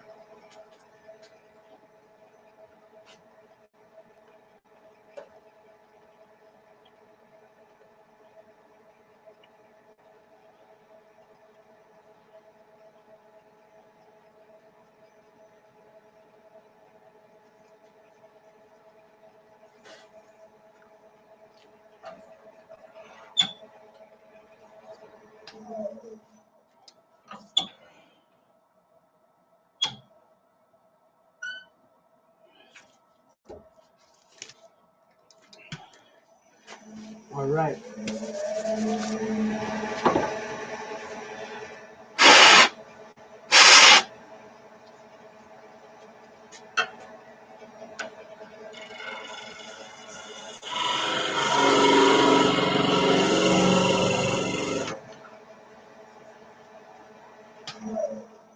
All right.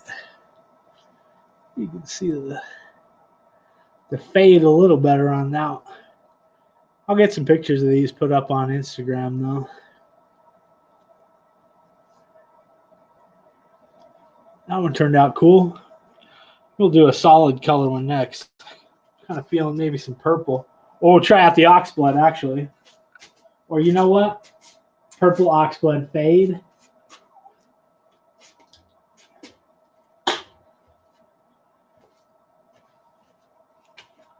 All right. Yeah, I'll chuck one more piece up. Do another piece of that maple. Knock one out and probably call it a night. I'll schedule another one of these for in the next few days. I don't know. I might do a lidded box next. I've been wanting to do kind of a lidded box start to finish. I feel like that's a good entry-level project for people and one that's will challenge you and also, you know, help you sort of progress. your wood turning skills. It's a fun project to do. Everybody seems to like, picking up and playing with lidded boxes too. So they're real popular.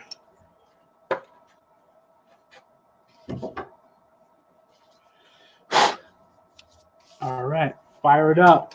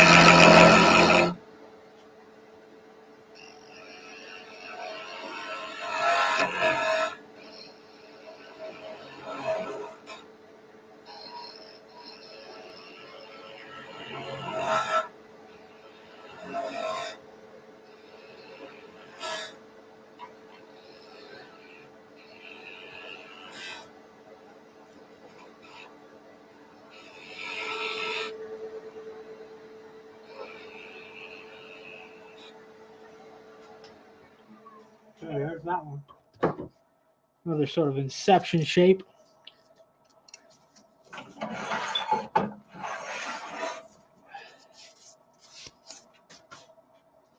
Okay, back to the sanding. Got to pull out some fresh paper this time. But I'm only going to use a little bit. We only got one top left. And I only got a little bit of sandpaper left.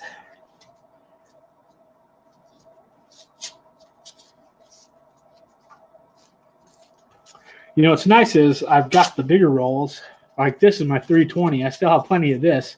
But what I'm running low on is like 150 is about gone. 180 I'm still doing okay on. It's the lower grits that I run out of quicker. So still have the higher ones, but I'm also running out of the 600 too. Down to the bottom of the barrel on the 600 and the 400. So I got like mid-range ones.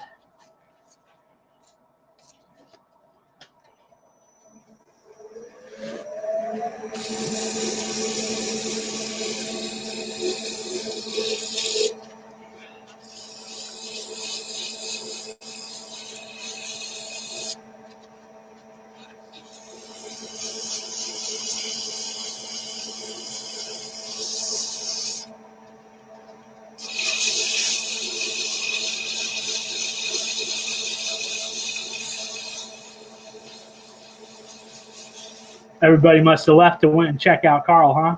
Or go see what Carl's doing. Hey, Kauai Garage Works. How you doing? Iowa? How you say it?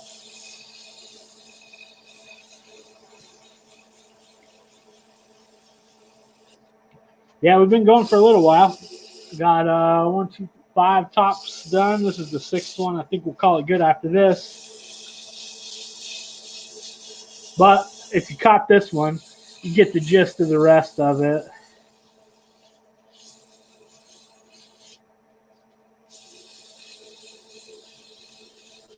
Got a little bit of chatter in there. I'm going to slow the speed down.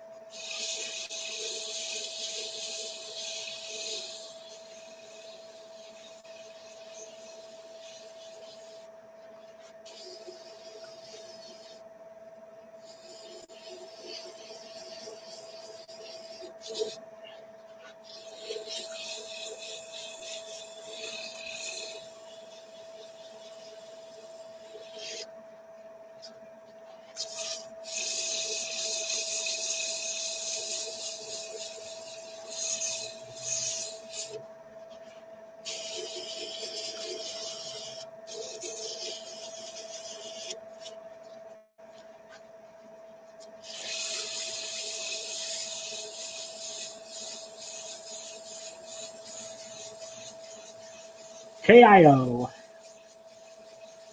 KIO, yeah.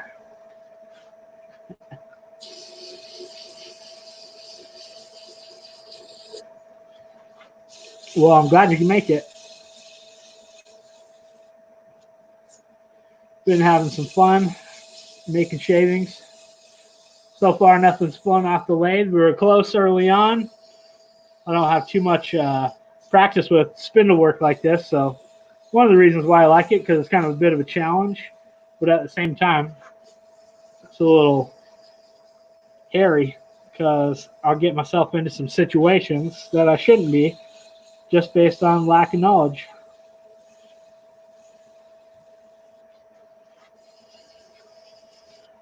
They're fun, more delicate work. A lot more delicate than what it takes to turn bowls, that's for sure.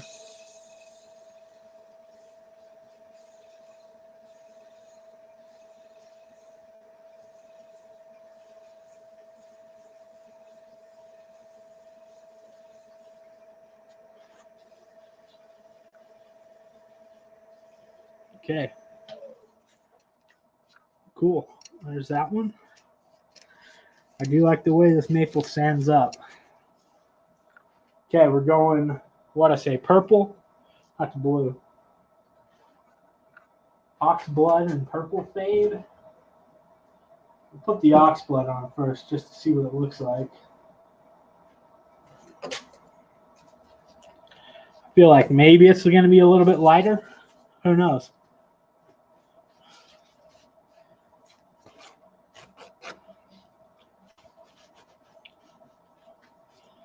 Ration out our paper towels here. This isn't 2019. We can't just be using our paper towels willy-nilly.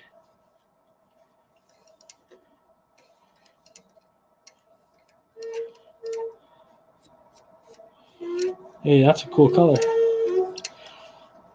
This is the ox blood. It's a little more pinky, purpley than I would figure an ox blood would look like. The only ox blood I remember is like, remember Doc Martens? Came in ox blood. Those were like a real dark color. This is a little more light. Looks kind of darker on the camera there. Get the perp on there. Oof. My lathe's going to have a purple bed. Whoops. That's why we wear gloves.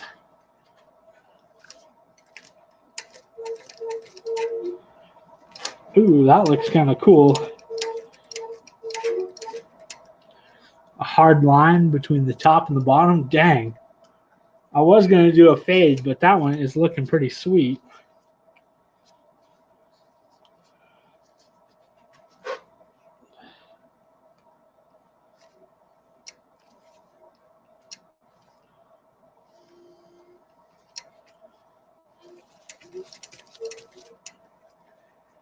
I might stick with the two-tone. What's the consensus with the audience? Should we try to fade it? Or should we stick it with the two-tone? So down here, let's see if I can get it closer. Not really in focus, but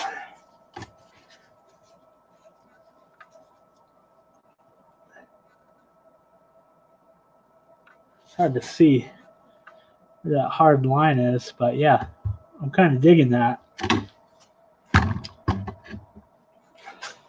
Well, there we go. Design change on the fly. We're going to go with the hard line, purple on the bottom, ox blood on the top.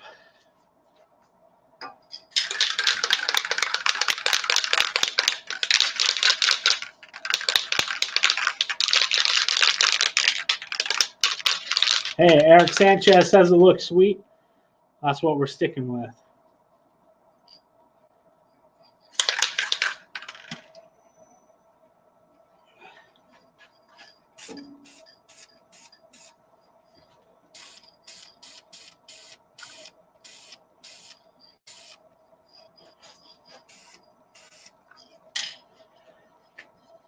Couple coats of satin polyurethane.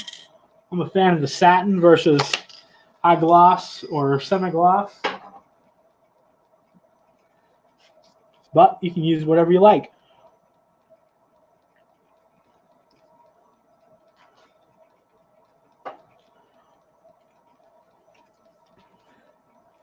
Just crank it up, get it drying.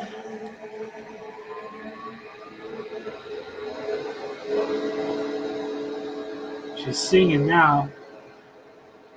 2600.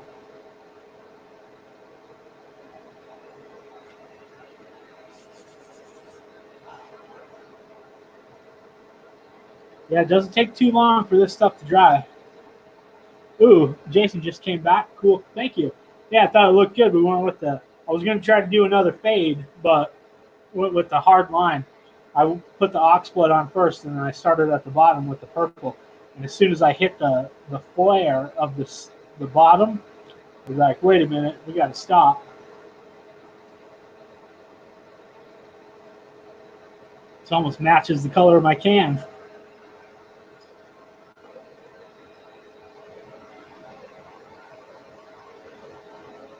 Let's switch the old camera.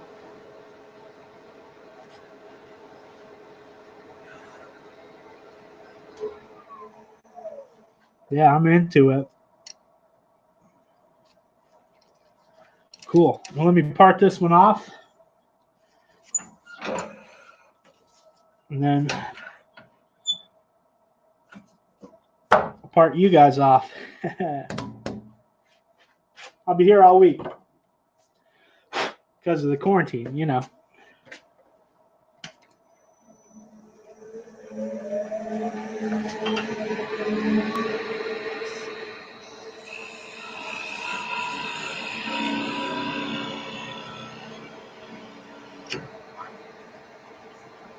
There we go.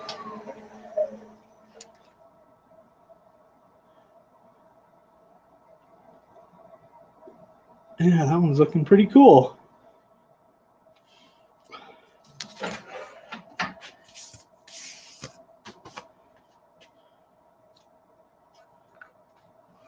Spins pretty good too. Yeah, like I said, I'm going to clean up all the ends on the other ones we turned. Then I'll dye the tops, and I'll get some pictures taken and throw them up on my Instagram. I really should get a link to my Instagram in the description down there too, so you guys can check it out if you don't follow me already. But just at bworthland on Instagram. Yeah, I think that'll do it. Got any comments, questions, anything before I take off?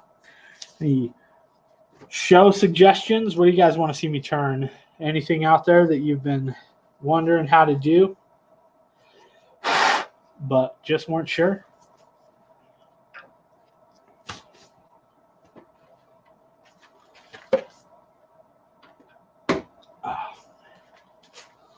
Get that old thing off there. I'm going to end up, if I'm not careful, smearing some dye across my forehead. Let's see. Jason wanted to know, what dyes am I using? These are the Artisan dyes from Craft Supplies. If I can find my camera and how to orient it. Artisan Premium Color, whatever, magenta. Yeah, they're available through Craft Supplies. I ordered, this is a 1.7 ounce bottle. I think they make bigger bottles, but these little ones are cheap. So I just ordered one of every color. And the only color I really didn't get was green because it had spilled before it got to me. So that wasn't fun. Hey, Joseph, how's it going, buddy? How you doing? You're just catching us at the tail end. We turned a bunch of tops. Let me go grab them. I'll show off all the ones that I turned tonight. A few dyed ones, a few natural ones. Still need to finish up the ends. Here's a walnut top that we turned. And these are the natural ones. This is a bird's eye eucalyptus. This one was giving me some trouble down on the point. It was breaking out. Just, I think the grain structure is kind of weird, so I left it a little bit fatter so I could have it survive. This was the first one. This is a figured maple that I dyed. It was supposed to be, everybody wanted green, but all I had was aqua green, so more of a blue color. We got this one that was kind of the tiger striped one that sort of got a little bit muddled. You still kind of see some of the stripes in there. And then I got to sand up and finish the tops on all of them. And this one here is sort of a flame. Start out with the red, faded up to orange and then yellow. Yeah, then the last one was this one here. So we got purple on the bottom, and then sort of a hard line into ox blood is what they call it.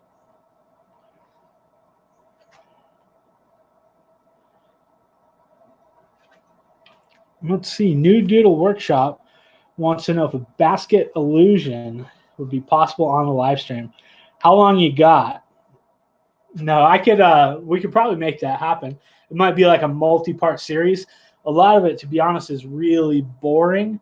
So I don't think anybody's going to want to sit there for 2 hours and watch me like mark out lines and burn lines and color things, but I can run through like sort of the basics of it, turning the bowl, beating the bowl, how to mark it out and things like that. That could be a fun one to do. Off-center spindle turning. Oh my goodness, you just want to see things blow up, don't you? I might have turned one thing off-center before, so yeah, we'll think about it. I did some spiraling too that was kind of fun. It was sort of had to be off-center, and then you sort of cut in and spiraled. Let's see, Rowan Custom Woodworking. I love the wood dyes. They turn out beautiful. I like it too, especially when it's more of like a plain kind of wood that really, what are you going to do? Put some oil or put some clear finish over there, and it's just going to sort of be plain wood. So it's really a way to kind of jazz things up a little bit, add just sort of a little extra step, a little extra flair to it that'll get your pieces sort of to stand out from anybody else's who's out there just spraying clear on their maple tops. I know you guys are watching, and that means the world to me. Thank you. Are the basket illusions worth the additional labor? That's a tough one. I don't know. I mean, it's worth it to me. I really enjoy the process. So for me, it's definitely worth it. And it's, honestly, I haven't sold a single basket illusion piece yet. I just do it because I really, really like doing it. And it's just sort of a crazy process that, I don't know, for whatever reason, really just like when I'm doing it, my mind I can focus on it. I just love the patterns, making them line up, all the lines. It really, really speaks to me. I don't know how to explain it. It's just a lot of fun to do. You have to be, I don't know, if you're into it, you're into it probably. But if you're not, it's not going to be very fun. So I would definitely like to probably do one here on the live stream. That would be a lot of fun. I just got to make sure I got something good to bead. Maple beads well, cherry, or mesquite beads pretty good too. And I have some mesquite. Let's see what else. Chalk paint. Did some chalk paint and India ink on the outside. That's cool. I use India ink markers. So for the basket illusion there, Faber-Castell brush tip India ink markers, but I haven't used any chalk paint. I know I've seen people use milk paint too a lot on the outside of their stuff, and that looks really cool. Gives it sort of like a real nice flat, even color, and then you can leave the natural wood on the inside or whatever. Let's see. How about a live recording of Woodturners Anonymous? That would be cool. You get all of us together and do that. I'll have to talk to Carl and Jason about it. I'll have a new episode out soon, one of the short interview series coming out that I interviewed Chad Schimmel. He owns Turner's Warehouse down in Phoenix. So keep an eye out for that one pretty soon. And then we'll get back together with the guys and have another episode, a regular episode out as well. Let's see what. I love stuff like that. I get what you're saying, trying to make the wood turning time profitable as well, though, since, it's for sure that's what it's about for me, too. But, I mean, if I can sell one of those pieces, it will be very profitable. But it's finding the market for them. Not a lot of people want to pay $800 for a bowl or, whatever you're charging. Those ones, obviously, there's a lot of time and effort that went into them. I went and took a week-long course to learn how to be proficient at that. So it's definitely has been an investment for me, and hopefully it will be an investment that pays off in the future. But I really do love doing them. Whatever about it just speaks to me. Oh, milk paint, not chalk paint. Yeah, I knew what you meant. It's probably the same stuff. But, yeah, I don't know. I think I'm going to call it a day. Go inside and start making some dinner. Gotta fire up some charcoal in the backyard. Weather's really nice, so I've been trying to cook out a bunch.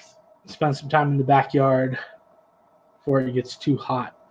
But anyways, thank you so much, everybody, for watching. I really appreciate it. I'll give you a few days notice on the next one when I do it again. I think the next one we'll do a lidded box, how to turn just a basic lidded box.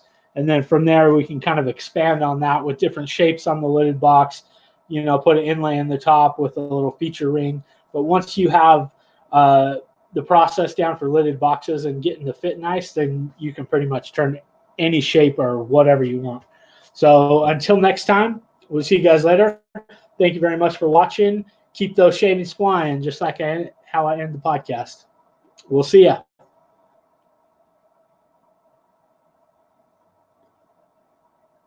Bye.